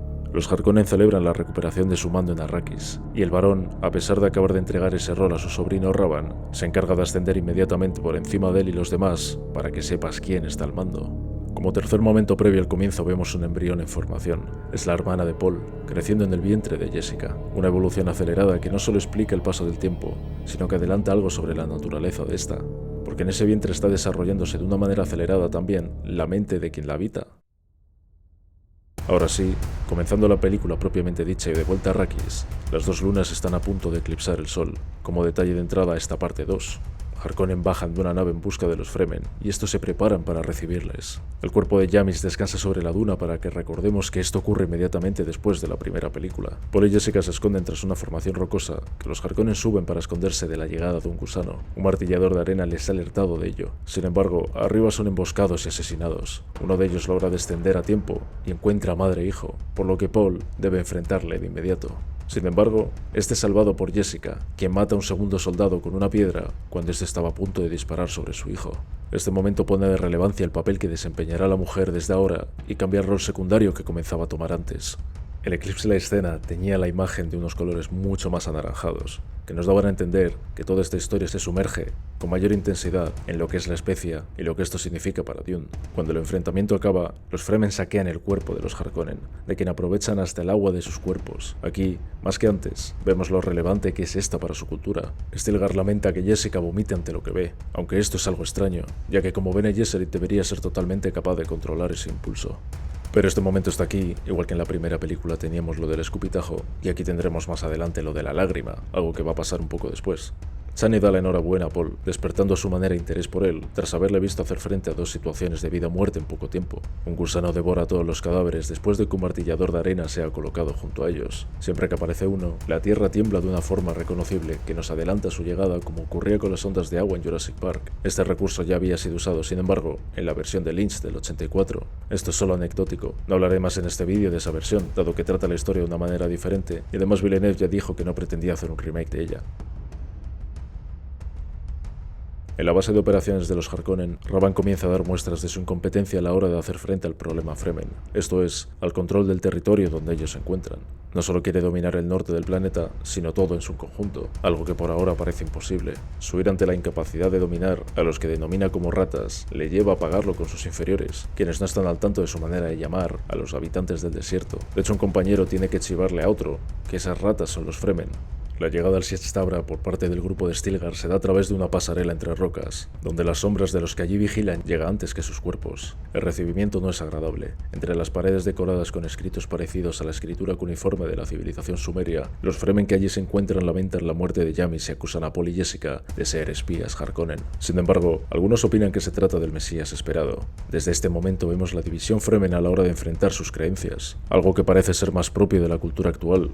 Pero bueno, estamos hablando del futuro en este caso, así que quién sabe. Un consejo de líderes habla del futuro de Paul y Jessica. En contraste con las estructuras de las grandes casas, aquí los que mandan se sientan al mismo nivel y forman un círculo, donde ninguno es más importante que los demás. Stilgar comienza aquí a desvelar un fanatismo religioso que no vimos en la anterior película. No solo cree que Paul debe ser salvado, sino que piensa que es el Mahdi de las profecías. La historia ya lo había dejado caer antes del combate contra Jamis, pero a partir de aquí se materializa constantemente en forma de palabras, miradas y hechos. En cuanto a Jessica, Stilgar parece encontrar una buena razón para salvar su vida y que permanezca en el Sietch. Como adelantábamos antes, situarla como Saiyadina validaba su victoria ante él y la alejaba de una posición de peligro ante otros que desearan el liderazgo. Paul y Jessica comen alejados de los Fremen. Aún no son parte de ellos. A un lado, Más mayores creen en él como el Lisan al-Gaib. En el otro, donde está Chan y la gente joven, nadie cree en las historias que la religión pretende inculcar en ellos. Paul sabe que la vía para derrocar a los Harkonnen pasa por sabotear la recolección de especia, y esto solo puede darse con el control Fremen. Para ello, su rol como Mesías debe calar en la población, y los primeros en seguirle deben ser los débiles, los fáciles de convencer. La abundancia de especia en la comida hace que Paul tenga la visión de un retrato de su padre siendo venerado, un guiño a los libros donde hay un culto que precisamente lleva eso a cabo. Los jóvenes bromean ante él, pero Chani le defiende, evidenciando una vez más que su interés crece. Jessica es llevada por Stilgar al ritual por el cual el agua de Jamis es extraída de su cuerpo y arrojada a una gran pila donde conserva millones de litros más. Jessica comprende cuántas almas, cuántas personas han entregado su agua por el bien común. Una lágrima que cae por su mejilla es tomada por Stilgar.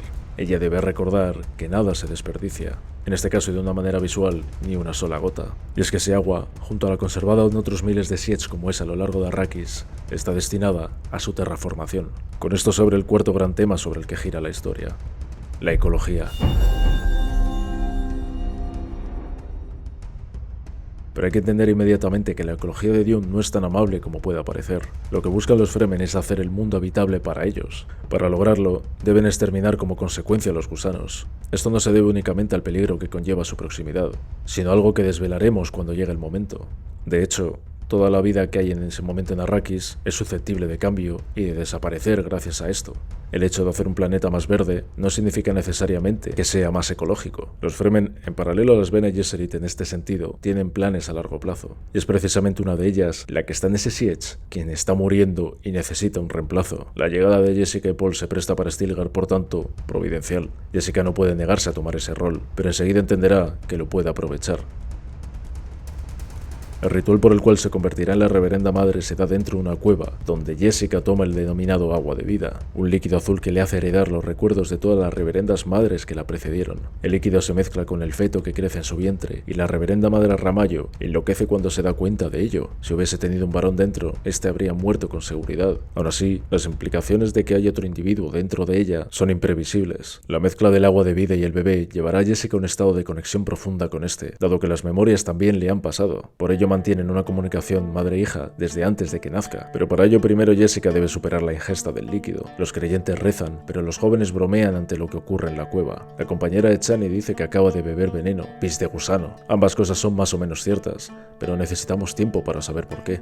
Los dos bandos, jóvenes y mayores, pelean ante lo que acaba de ocurrir. Unos no quieren creer en supersticiones y quieren un líder, un mesías, Fremen. Paul, quien demuestra su inteligencia y conocimiento acerca de la situación, les reconoce que su madre ha sobrevivido al ritual porque está entrenada para ello como Bene Gesserit, que no tiene ningún mérito, puede controlar el flujo del veneno. Asimismo, rechaza la idea de que él sea un líder. Él lo que quiere es pelear al lado de los Fremen con el mismo objetivo que ellos, derrotar a los Harkonnen. Personalmente me encanta la reacción de Stilgar aquí. Primero le mira sin saber determinar que pretendía Paul diciendo eso, para seguidamente verlo hablar con otros hombres acerca de la humildad del que tiene que ser su Lisan al-Gaib. Aunque el personaje interpretado por Javier Bardem pasa de un extremo a otro en el cambio de película, la interpretación es buenísima y representa muy bien el quinto y último punto sobre el que gira esta película y que veremos casi al final.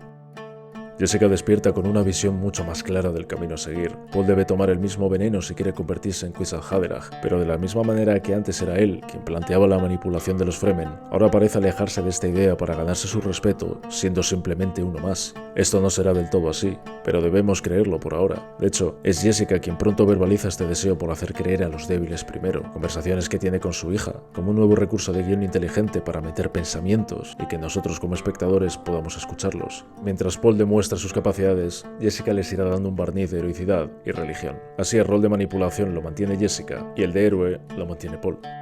La primera prueba de Paul es atravesar un camino en el desierto en soledad y volver. Stilgar hace esto para reforzar las profecías, dado que el Mesías sabrá, según estas, encontrar el camino en los desiertos. En medio de la travesía, una silueta oscura aparece ante él. Él la confunde con Jamis, a quien parece seguir viendo en sus visiones como aquel que le enseñaría los caminos. Pero se trata de Chani, que le va a ayudar a cruzar la zona de gusanos, y cuya presencia aquí es aprovechada también para explicarnos dónde son atraídos estos por las pisadas. Aunque yo lo comentaba antes, hay determinadas zonas donde retumba el sonido y son golpeadas con el puño para comprobarlo. Aquí se da por iniciada una relación más cercana entre los dos, aunque ahora solo las miradas y las sonrisas se cruzan, ya dejan intuir los sentimientos que antes fingían, pero antes de que puedan tener oportunidad de materializarse, primero deben afrontar juntos la guerra de guerrillas que desatan contra los Harkonnen.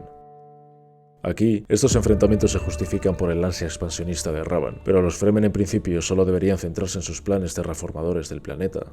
Un Muad'Dib olisquea el respirador que usa Paul al esconderse bajo la arena antes de atacar a los Harkonnen que llegan a recolectar especia. La recolectora no es como la que tenían los Atreides, sino la que ya habíamos visto al comienzo del prólogo de la primera película, las que tenían forma de garrapatas y otros parásitos. Las pequeñas patitas levantan la arena y la especia en suspensión es absorbida por la máquina. Los Fremen matan a los Harkonnen a pie de tierra, pero tienen dificultades para derribar a los ornitópteros, armados estos con armas de fuego. El único momento de debilidad es el que usan para disparar, puesto que deben desactivar el escudo que tienen incorporado. Recordemos que se dan incompatibilidades entre los proyectiles y los escudos, aunque aquí podríamos meternos en temas acerca de la naturaleza de estos proyectiles para determinar si esto es correcto del todo. En cualquier caso, Paul aprovecha esto para atraer los disparos y que Chani derribe la nave. Esa noche los Fedaykin, las tropas más fanáticas de los Fremen, celebran la victoria junto a Paul, quien vuelve a aprovechar la situación y devoción de Stilgar para empatizar con todos ellos. Comparte el mismo dolor por sus propias pérdidas, así como la lucha de su casa contra los Harkonnen. Defiende al bando Fremen y les pone por encima de sus propios intereses. Esto no solo se gana muchos más, sino que refuerza los sentimientos de Chani hacia él.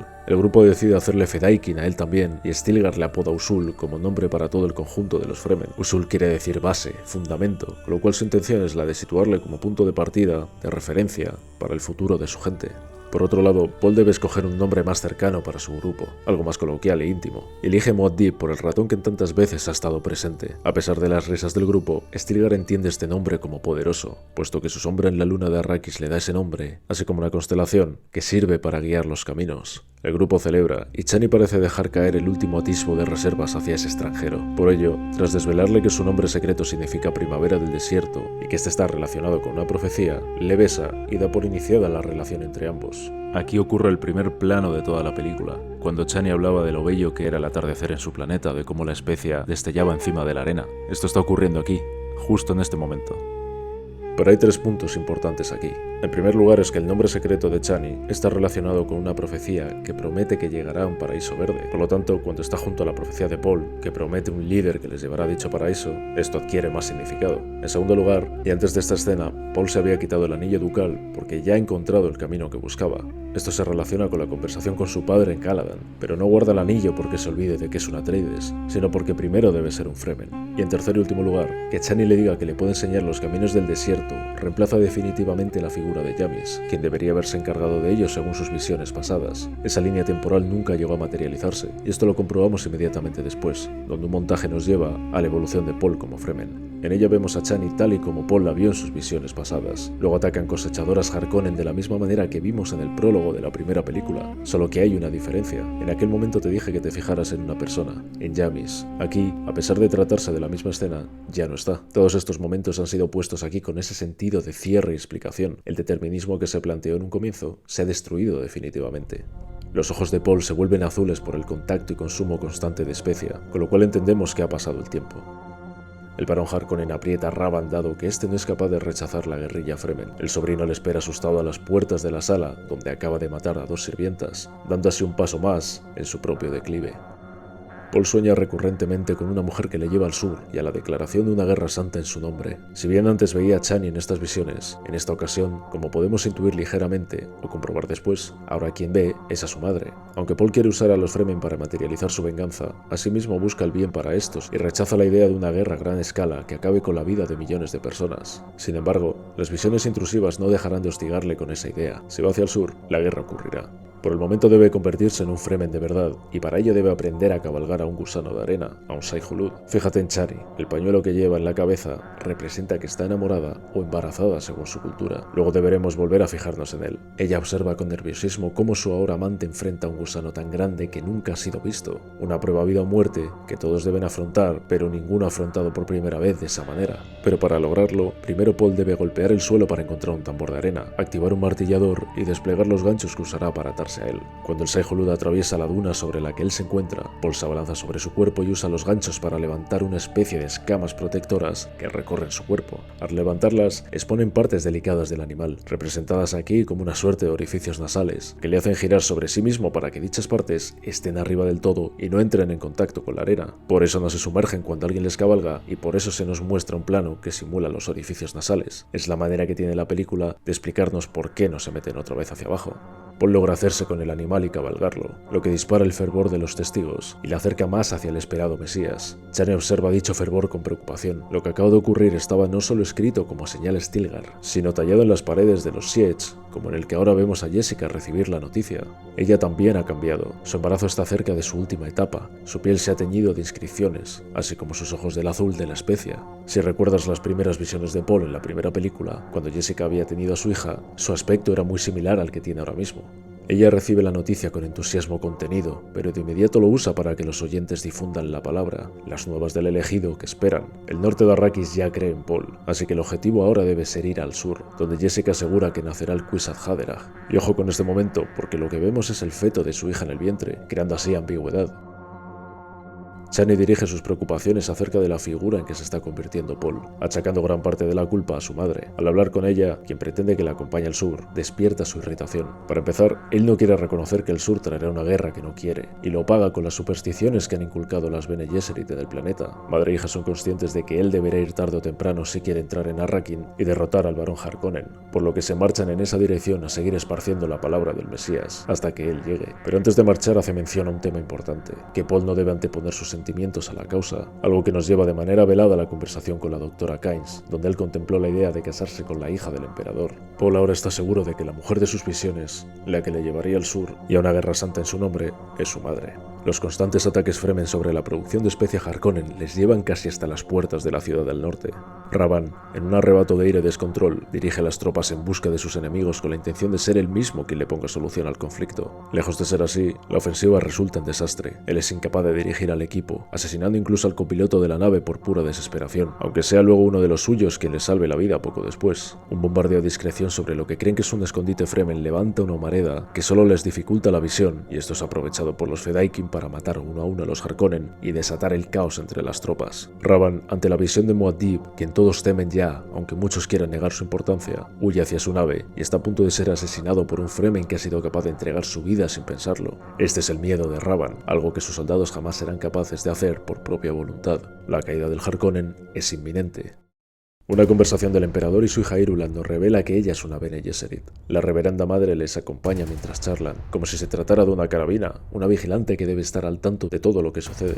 Ni siquiera el emperador tiene capacidad de alejarse de su influjo, pero es más, fueron las Bene Gesserit quienes organizaron desde la sombra la caída de los Atreides mediante el uso del Padishah. El decrépito emperador parece ser solo una marioneta que ni siquiera es consciente de que solo ha tenido hijas debido a la misma manipulación. Sin un varón que le sucediese, el matrimonio y el trono será para quien las Bene Gesserit elijan una vez más. Irulan, mucho más sabia que su padre, le convence de dejar el conflicto en Arrakis como está, que se desarrolle allí, para llegar él más tarde como salvador que lleve la paz de una vez al planeta. De la misma manera comprende que ella será la moneda de cambio a la hora de establecer el próximo mandato imperial y que deberá anteponer los planes de la hermandad a sus propias inclinaciones. Sin embargo, Paul tiene un posible sustituto para ser el Kwisatz Haderach que ellas buscan. Si recordamos, Jessica debería haber engendrado a una niña que se casaría eventualmente con el sobrino del barón Harkonnen, Feyd-Rautha, por lo que los planes aquí deben tomar nuevos rumbos. De esa manera, las Bene Gesserit visitan Giedi Prime para entrar en contacto con ese sobrino el día de su cumpleaños. El Navarón, título inferior al del varón, que ostenta Feyd-Rautha, se prepara para luchar en la arena, una especie de coliseo triangular donde enfrentará a 3 Atreides prisioneros, 2 de los cuales han sido drogados para facilitar la pelea. Antes de entrar en la arena, le decoran la piel con pinturas de guerra y le entregan 2 cuchillos que inmediatamente usa para asesinar a 2 de las sirvientas que le estaban preparando. Otras mujeres le acompañan como una especie de mascota a las que él alimenta con los órganos de cuerpos de otras personas. No necesitamos ver más para entender el primer rasgo que define a este personaje. Es un psicópata que disfruta del dolor ajeno, pero como más tarde comprobaremos, también disfruta del dolor propio. El coliseo está iluminado por un sol negro, lo cual altera la luz de todo lo que podemos ver aquí. No se trata de un blanco y negro, sino del negativo de un espectro de luz diferente al que nuestros ojos pueden percibir. De esta manera, negativizando los infrarrojos, la piel blanca de los Harkonnen parece aún más blanca, inhumana, muerta. En Giedi Prime ni siquiera salen los colores cuando sale el sol. De hecho, el único color presente se encuentra en la pantalla de unos prismáticos. Hasta las sonrisas son negras, negativas, aunque se hayan pintado con ese propósito. Varios arlequines negros de un aspecto terrorífico se reparten por la arena como si fuesen banderilleros en una plaza de toros, con el rol de hostigar a sus víctimas. Feyd-Rautha sale a luchar, atravesando una abertura casi a modo de útero que da a luz, como si fuésemos testigos del nacimiento de algo nuevo. Camina con seguridad, observada en un palco por su tío y en otro por las Bene Gesserit. En concreto, una de ellas es la que ha sido enviada allí con el único objetivo de contactar con el Navarón. Pero antes de que ello ocurra, la pelea se da abajo, donde Feyd acaba con 2 Atreides en poco tiempo, pero enseguida comprueba que el tercero de ellos no ha sido drogado y que lucha mejor de lo normal. Esto se debe a que el varón lo ha ordenado. No es una trampa para su sobrino como pueda parecer, sino una manera de brindarle la oportunidad de parecer un héroe ante sus súbditos, no un mero playboy, como llega a llamarle después. Feyd toma el desafío con ilusión, incluso retira su escudo de protección y aleja a los arlequines hostigadores de la lucha para que ésta sea lo más justa posible. Ríe y babea, como si una excitación suprema recorriese su cuerpo ante lo que está experimentando. Cuando acaba finalmente con el Atreides, le felicita por haber luchado bien. Aquí vemos el segundo rasgo distintivo del Navarón: se ve guiado por el honor. Más tarde, el varón reconoce lo sucedido en la arena y le explica sus intenciones al sobrino. Es más, le informa de que el otro sobrino, Rabban, será retirado del mando en Arrakis para que sea Feyd el que lo sustituya. Esto le podría llevar incluso a ser emperador, puesto que la posición del actual Padishah y su implicación militar en el conflicto le ponen en una situación comprometida de cara a las demás casas del Landsraad. Esa noche, mientras la ciudad celebra, Feyd camina en soledad por los pasillos del palacio. La Bene Gesserit que lo observó durante el combate le sigue, fingiendo haberse perdido. Ella ha implantado sueños eróticos en la mente del Navarón, donde probablemente se diese la escena que estamos viendo ahora. Por ello, también es probable que Feyd camine por esos pasillos en lugar de hacer otras cosas, aunque esto no lo podemos saber por lo que vemos aquí. En cualquier caso, el Harkonnen ya tiene asuntos más importantes en mente que celebrar su cumpleaños. La mujer, Margot Fenring, desarrolla un juego de seducción con el Navarón que parte de los sueños mencionados, algo de lo que él es consciente. Puedes verle luchar contra los pensamientos y ese control cuando hace determinados gestos. Así, ella acaba llevándole a sus aposentos con 3 intenciones. La primera es someterle al Gom Jabbar como hiciera a Paul para comprobar que puede dominar sus impulsos animales. Podemos presuponer que no solo lo supera, sino que lo disfruta. De hecho, mira el contraste. Paul accedió a hacer la prueba por obligación, tras el uso de la voz por parte de la reverenda madre, pero Feyd se arrodilla ante un simple susurro. La segunda intención es conocer sus debilidades para que pueda ser manipulado en el futuro. Y la tercera, mantener relaciones con él para quedarse embarazada, y así conservar el linaje genético de este. En las siguientes escenas donde comprendemos esto, Lady Fenring, la reverenda madre Gaius Helen Mohiam y la princesa Irulan conversan acerca de todo este proceso en el planeta del emperador. Definen a Feyd como un individuo débil ante el deseo y la humillación, con lo que esperan controlarla eventualmente si se hace con el control de Arrakis. Tengamos claro que la hermandad se prepara ante cualquier eventualidad, sus planes se trazan en todas las direcciones. Y recuerda también que esta historia la cuentan las mujeres, no solo por la narrativa de la película, sino por lo que sucede en su historia, tanto por parte de las Bene Gesserit en conjunto como por separado. Feyd-Rautha es proclamado líder de Arrakis en una ceremonia donde su tío le besa y él le devuelve el beso. Puedes entender esto como una doble muestra de compromiso, como una manera de empoderarse sobre el otro o como un gesto cultural. Yo me inclino por la segunda opción. Es curioso que este poder sea representado por un collar, que antes de que el varón le pusiera a Feyd en el cuello, le fuese entregado a su vez a este por una Bene Gesserit. Los desfiles militares celebran el nuevo mando y una vez más las naves parecen ser parásitos preparados para chupar hasta la última gota en Arrakis. A modo de curiosidad, el aspecto de todo lo que engloba a los Harkonnen desde la primera película tiene un parecido significativo con los ingenieros en las secuelas de Alien. Y es que el guionista de Dune junto a Villeneuve y Eric Roth es Jon Spaihts, escritor de una de ellas, de Prometheus.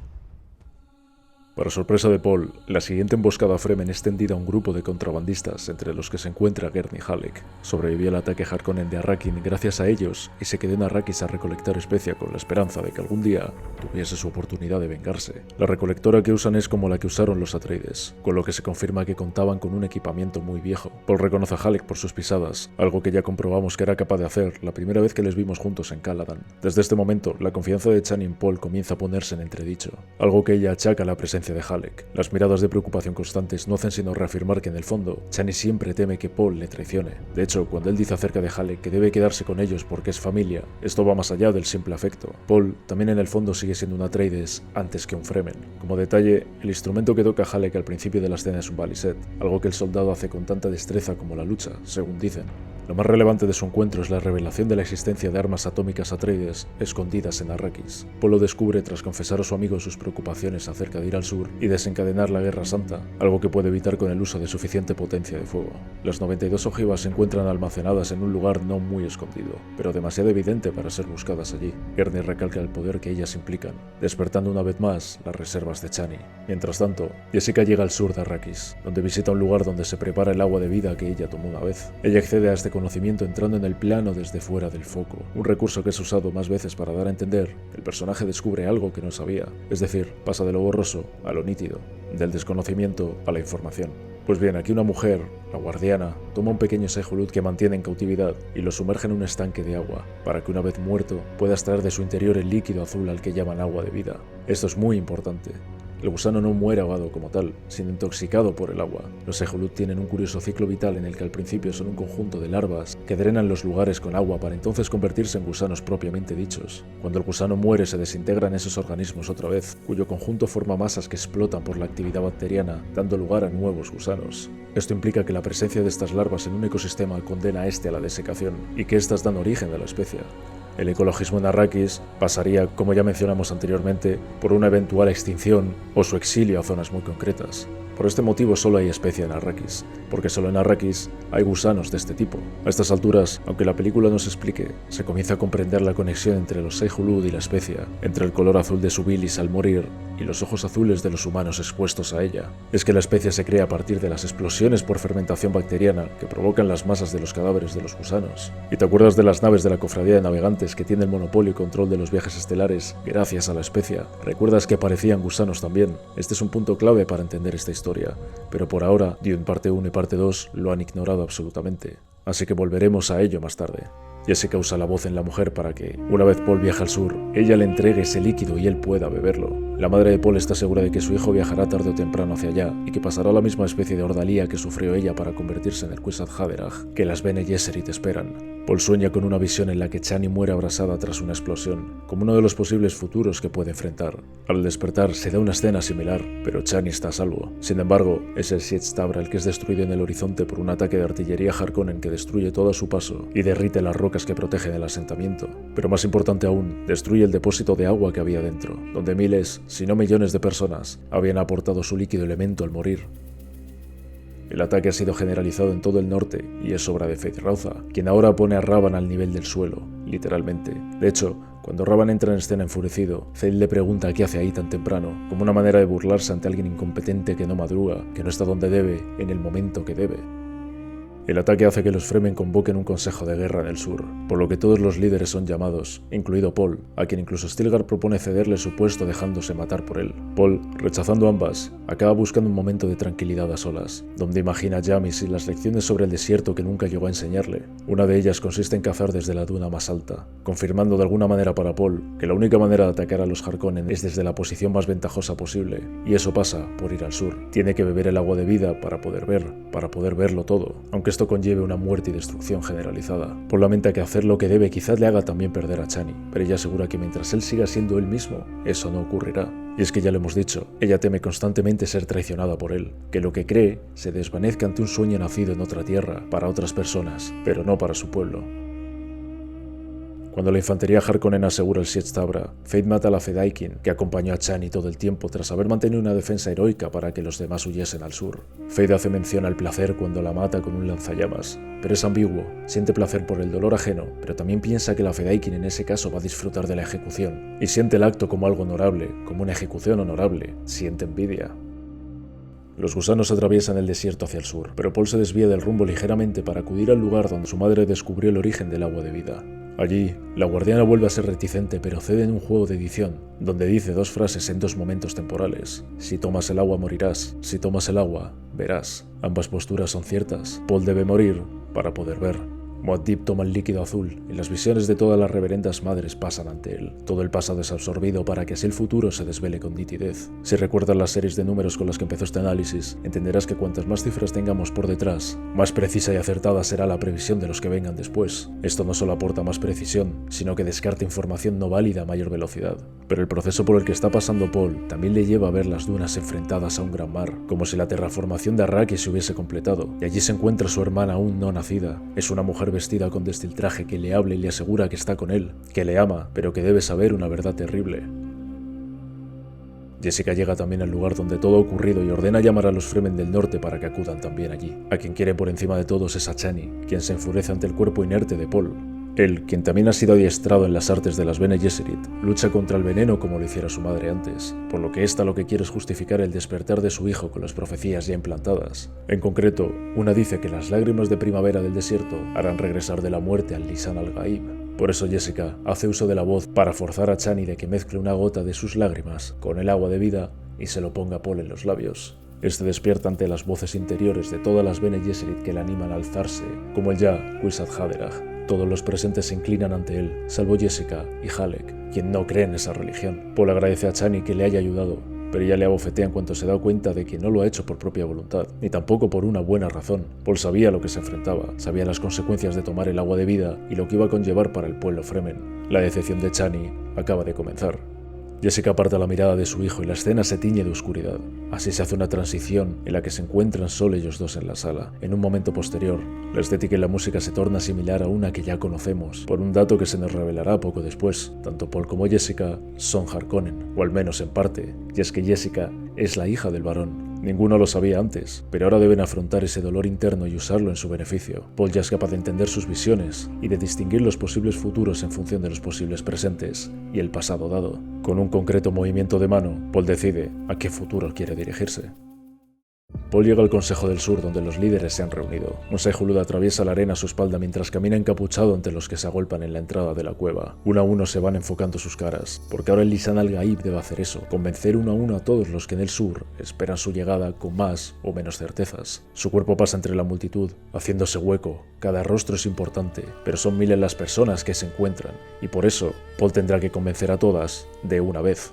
Dentro, Chani está convencida de que la llegada del Mesías solo puede traer problemas a su pueblo, pero Gurney Halleck la retiene junto a él y consigue que se calme. Está segura que los Harkonnen le arrebataron todo lo que tenía y confía en la justicia de la lucha que viene, por lo que este Mesías sí que tiene sentido para algunos de ellos. Paul camina hacia la zona central del gran espacio donde están todos reunidos, precedido de las Sayadinas y su madre. Cuando le frenan, dado que debe matar a Stilgar para obtener su posición, vuelve a negarse. Rechaza la idea de perder uno de sus mejores hombres por costumbres que ahora mismo está relegando al pasado. Con una arrogancia medida, aunque Jessica teme que no sea así, Paul reta a todos los presentes. Está seguro de que ninguno podrá con él en una lucha cuerpo a cuerpo. Esta es su manera de convencer a todos de una vez. Usa sus capacidades prescientes para exponer delante de todos información privada de algunos, por lo que inmediatamente es tomado por el Mesías y toda la sala se rinde y arrodilla ante él. Es algo que ya hizo con la doctora Kynes antes de la muerte de esta, como señalamos en la primera película. Esta vez Halleck también se arrodilla, porque la religión Fremen y los Atreides acaban de pasar a ser uno. Esto es demostrado asimismo con el anillo del duque Leto, que Paul devuelve a su dedo para proclamarse Paul Muad'Dib Atreides, líder de Arrakis y de su propia casa. Halleck no puede disimular la emoción ante la toma de poder que tanto ha esperado tras la caída de Leto. Por su parte, Chani ahoga su ira y decepción ante una persona con la que ya sabe que no comparte un rumbo, ni que probablemente lo compartieron nunca. De hecho, reconoce esto ante Jessica, asegurando que luchará junto a su pueblo, allá donde vaya este, no junto a Paul. La posible conexión entre las dos mujeres acaba de romperse aquí. El anillo ducal es usado para sellar un comunicado dirigido al emperador, que lo deja caer ante lo que esto significa. Ya sea por el lado de los Harkonnen o por el de los Atreides, su mandato está cerca de acabar.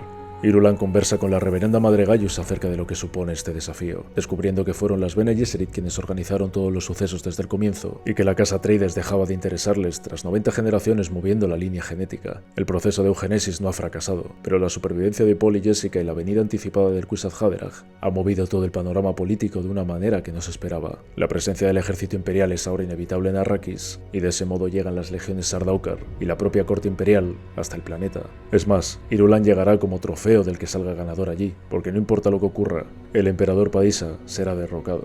Una gran tormenta augurada por Muad'Dib llega al mismo tiempo que el emperador y su nave esférica, que refleja todo lo que está bajo ella y aspira a verse ahí, o sea, donde está el emperador. El barón Harkonnen, Rabban y Feyd-Rautha observan el despliegue del ejército imperial frente a la ciudad de Arrakeen, y el varón, que sabe lo que está en juego, ordena avisar a todas las casas del Landsraad de que los Sardaukar han invadido Arrakis. Bajo la nave esférica se ha erigido una construcción para situar la sala del trono del emperador, con forma, una vez más, de pirámide. Por parte de los Fremen el ataque está claro. Hay una serie de formaciones rocosas que rodean a la ciudad y la protegen de gusanos y tormentas como esa, por lo que la estrategia pasa por romper dicha barrera en un punto determinado a base de explosiones atómicas. Así, los diferentes flancos podrán atacar con libertad. Pero te preguntarás por qué no se usan las armas atómicas directamente contra el ejército. Hay un pacto entre las grandes casas que no permite el uso de este tipo de armas. Un trato de no agresión, perteneciente al pasado, le recuerda las medidas contra la destrucción mutua asegurada de nuestra Guerra Fría. De ser utilizadas por una casa, el resto de ellas puede atacar a esta hasta arrasarla y desterrar a sus líderes para siempre. Por ello, Paul no puede usarlas contra el ejército, pero sí contra la orografía del planeta como medida logística y estratégica para su ataque. Él siempre podrá justificar su uso de esta manera. El plan queda listo para ejecutar. Chani, quien ni siquiera dirige una palabra a Paul antes de jugarse la vida, usa el pañuelo azul que antes sostenía su pelo a modo de brazalete, casi como un símbolo de luto. Lo que antes representaba el amor, ahora tiene unas connotaciones negativas. Pero antes de que comience el ataque propiamente dicho, el barón Harkonnen acude a la sala del trono del emperador, sostenido en el aire por sus suspensores gravitacionales. Aquí se arrodilla junto a sus sobrinos, y por primera vez vemos que es él quien está debajo en la estructura piramidal. Arriba, el emperador, su hija, sus tropas y, por supuesto, las Bene Gesserit.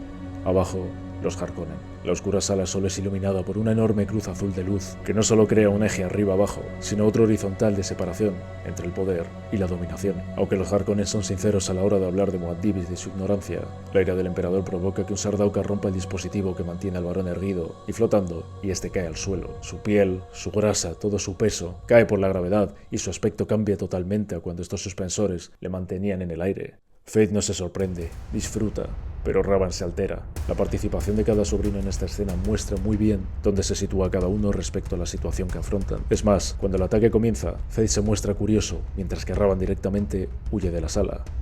En las dunas, una serie de martilladores se reparten en la arena mientras el ejército al oeste, liderado por Stilgar, espera el ataque.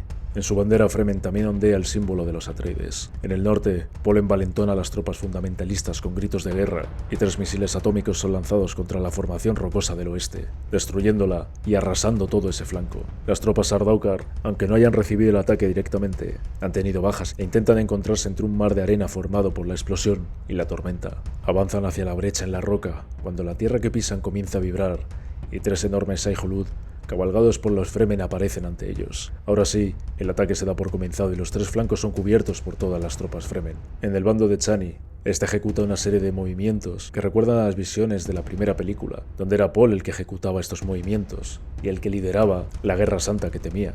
Esto demuestra que aunque cambiara la manera en que se ejecutaban los sucesos, el futuro que veía era más o menos el mismo que finalmente ocurre.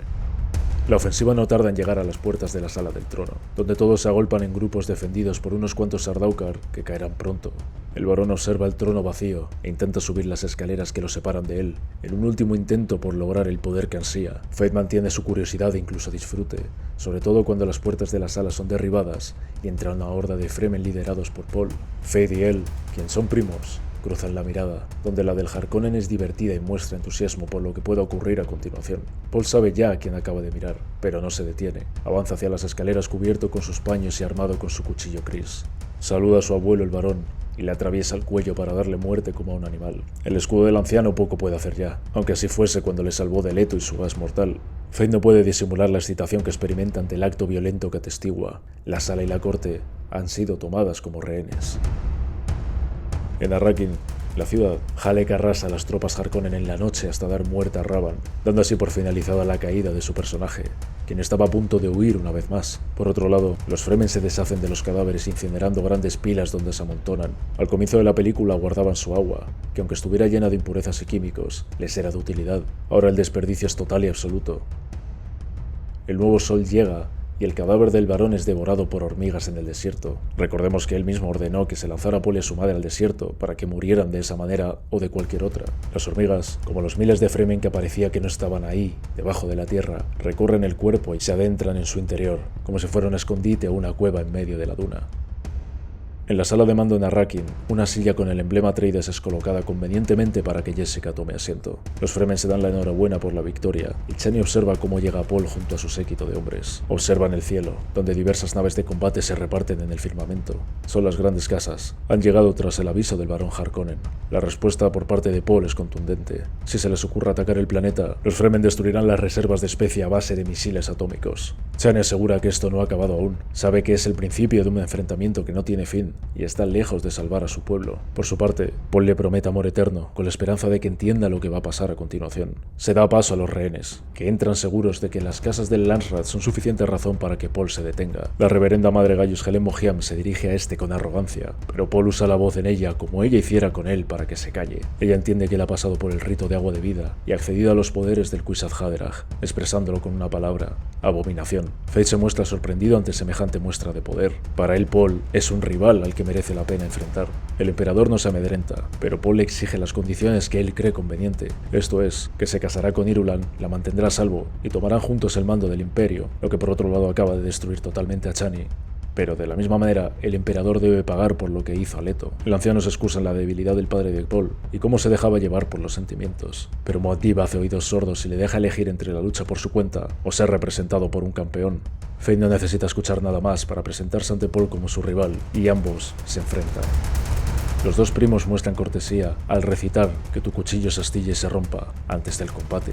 Lejos de lo que se podría esperar de alguien como Feyd, el honor, como ya comentamos, le guía. Se puede esperar así, que sea una pelea digna y que ninguno quiera atajar hacia la victoria con técnicas sucias y rastreras. De hecho, Paul, gracias a sus poderes y a la voz, podría hacer uso de ello en cualquier momento para debilitar a Feyd. Pero no lo hará. La habilidad de ambos se refleja en un combate excepcional, al amanecer, como si esto decidiese el comienzo de algo nuevo para todos. La batalla ha comenzado con el final del día y acaba al comienzo del siguiente. La analogía es clara. La superior habilidad de Feyd logra hacer caer a Paul, quien dirige una mirada a Chani que su primo no tarda en interpretar. Quizá para levantar su ira le pregunta acerca de los cuidados que necesita, como una mascota, acostumbrado a una manera de usar a sus propias compañeras, a las que alimentaba con los órganos de sus víctimas. La lucha prosigue, pero la superioridad del Harkonnen hace que acabe atravesando con el Kris del propio Paul el costado de este, asustando a todos los presentes, que no pueden creer lo que puede ocurrir ahora. Feyd toma su cuchillo, agarra a Paul del cuello y está a punto de atravesarle cuando Paul toma la hoja con su mano, cortándose esta, y la redirige hacia su hombro. Cuando parece que está a punto de desfallecer y sus gemidos cubren todo el silencio, escuchamos un ruido y vemos que la hoja que estaba en el costado de Paul ahora ha entrado en el corazón de Feyd. Este sonríe y disfruta de este momento de dolor. Da la enhorabuena a Paul, como ya hiciera con el Atreides en el estadio durante su cumpleaños, y muere. Paul ya había visto esto. La visión de esta daga atravesando el corazón de Feyd apareció en un momento anterior de la película, con lo cual queda demostrado la infinita superioridad de Paul en todos los aspectos, dado que todos los pasos que han ocurrido desde que tomó el agua de vida se han desarrollado de la misma manera que él pudo ver en su mente. De la misma manera es muy interesante si volvemos a la escena de la primera película, donde Paul entrenaba con Halleck. Recordamos que ambos encontraron una situación de muerte mutua. Ambos se apuntaban con sus cuchillos a zonas vitales. Paul aprendió de ello y lo aplicó aquí. Si redirigía el cuchillo hacia su hombro, sobreviviría, a diferencia de su rival. Jessica y la reverenda madre mantienen una conversación telepática donde se plantea que la primera cree que la segunda ha escogido el bando incorrecto del conflicto, pero la reverenda madre le dice que no existen los bandos, y en realidad esto es lo correcto, o debería serlo. La hermandad Bene Gesserit trabaja con un objetivo común, y es Jessica quien se ha desligado y aprovechado de ella por su propio beneficio y el de su hijo.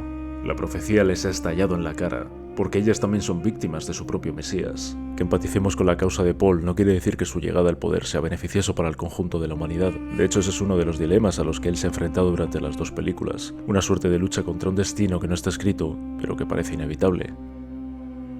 Tras la victoria, el emperador se arrodilla ante Paul y besa su anillo ducal. Todos en la sala lo hacen, todos, excepto la princesa Irulan, ahora prometida de Paul, y Chani, quien desde la distancia cruza miradas por última vez con él antes de salir de allí. Jessica le había advertido a Paul que el amor y los sentimientos iban a ser incompatibles con sus objetivos. El amor y el poder son incompatibles, ya lo vimos, y aquí, al final de esta historia, es cuando esto toma su mayor importancia. No hay tiempo para el dolor. Halleck informa inmediatamente de que las grandes casas rechazan el ascenso de Paul, y esto ordena que sean llevados al paraíso. Aunque la frase está abierta a la interpretación, es entendida por los Fremen como una declaración de guerra santa en su nombre, y precisamente aquello que Paul siempre temió acaba tomando forma. No puede decirse que se trate de una sorpresa. Él sabía que esto iba a ocurrir desde el momento en que tomó el agua de vida. Aquí se abre, aunque pudo hacerlo en muchas otras ocasiones anteriores, el quinto y último punto principal de Dune, el peligro de los Mesías.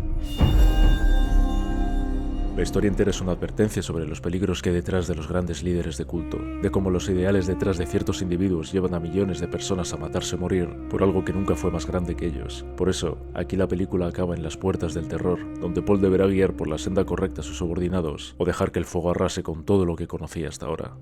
Chani simboliza la pérdida de los ideales, la decepción de aquellos que se ven arrastrados por líderes que finalmente traicionan sus preceptos, personas que salen de las sectas demasiado tarde y que ven con frustración cómo otros son arrastrados por la corriente hasta que es demasiado tarde. Ella camina en las dunas con la intención de cabalgar un gusano y viajar lejos de toda esa locura, de volver a sus raíces, mientras observa las naves que trajeron a los Sardaukar repletas ahora de Fremen sedientos de sangre, una flota que asciende hacia una guerra santa anunciada por Jessica, su hija. Si recuerdas cuando comparamos a los Sardaukar con los Fremen, no te sorprenderá que lo que ha pasado aquí es un simple reemplazo de tropas que usan las mismas naves, y los círculos que se cierran van más allá. Las mujeres empezaron a narrar esta historia y asimismo acaban haciéndolo en su final.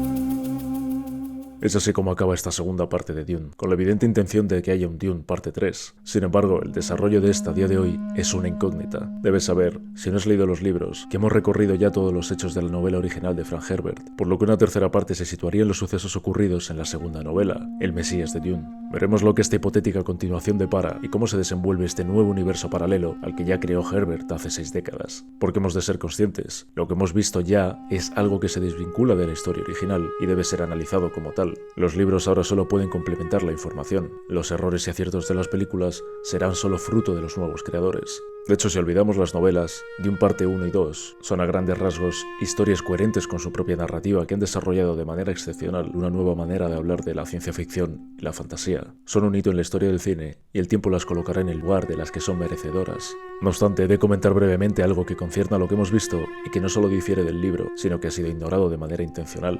Lo hemos mencionado un par de veces durante el análisis. Es el gremio de navegantes, aquellos que controlan los viajes interestelares gracias a la especia. Estos son un factor determinante en la trama. Pensemos que si no hay especia, no hay viajes entre planetas y por lo tanto, la economía del sistema imperial colapsa. La amenaza de Paul de destruir la especie es una amenaza más seria de lo que aquí parece, y pone en jaque el lobby logístico del gremio. Las grandes casas no pueden poner en peligro este recurso, de la misma manera que Paul no puede pretender que los Fremen sean capaces de desarrollar una lucha en el espacio del día a la noche. Es sencillamente un equilibrio que Paul encontró como mejor solución y que en la película no se da. Pero claro, aquí solo hemos visto a representantes del gremio durante un solo momento, enfundados en escafandras llenas de gas de especia, que no representan en ninguna escena un rol de control en el universo. Dicho papel lo han jugado las Bene Gesserit, quienes han quedado como las verdaderas manipuladoras de la historia. Así que es normal pensar que todo esto tiene una razón, que hay que abrir nuevos caminos de cara a esa tercera parte, y quizás el gremio el verdadero antagonista, por encima de los Harkonnen, de las casas y de la hermandad Bene Gesserit. Aunque es probable que éstas se encuentren en un nexo con las Bene Teilax, otra organización manipuladora que hasta ahora no ha sido nombrada. Quizás se nos explique entonces cómo murió Tufir Hawat tras el ataque Harkonnen. Quizá encontremos en el papel de la princesa Irulan un cambio de dinámica en la hermandad, que logre un futuro mejor para todos, y encuentre un equilibrio sensato, un término medio, alejado de todas esas sombras, o quizá ella demuestre ser peor que todas ellas. Quizá Chani también sea parte de ese cambio. Quizá ese paño azul que llevó en su cabeza también haga alusión a su otro significado en las novelas, al embarazo, y que el futuro hijo de Paul ya esté en su vientre. Además, este hijo de Paul y su hermana, con la misma edad más o menos, podrían interactuar en forma de visiones del Paul que aún es joven y en el futuro que está por llegar. En cualquier caso son especulaciones, así que lo dejaremos aquí. Lo único que debemos dar por hecho, y esto es lo más importante, es que Paul a partir de este punto sabe todo lo que está por venir y las futuras luchas que encuentre serán, de algún modo, contra él mismo. Me encantaría escuchar o leer otras opiniones donde no solo se tengan en cuenta los libros, sino la propia lógica que ha construido Denis Villeneuve. Si quieres compartirla aquí, hazlo por favor. Este análisis comenzaba con una frase del primer capítulo del libro, donde la reverenda madre Gaius Mogean decía que la esperanza ofusca la observación. Me parecía adecuado ponerlo ahí, ya que mis expectativas acerca de esta película en relación a la novela pudieron alterar la manera en que hacía este vídeo. He intentado que no sea así, que las películas sean tratadas de manera independiente. Ojalá llegue un análisis de un Dune parte 3. Para eso tendremos que esperar. Pero ya lo dijo Yamis, el misterio de la vida no es un problema que hay que resolver, sino una realidad que hay que experimentar.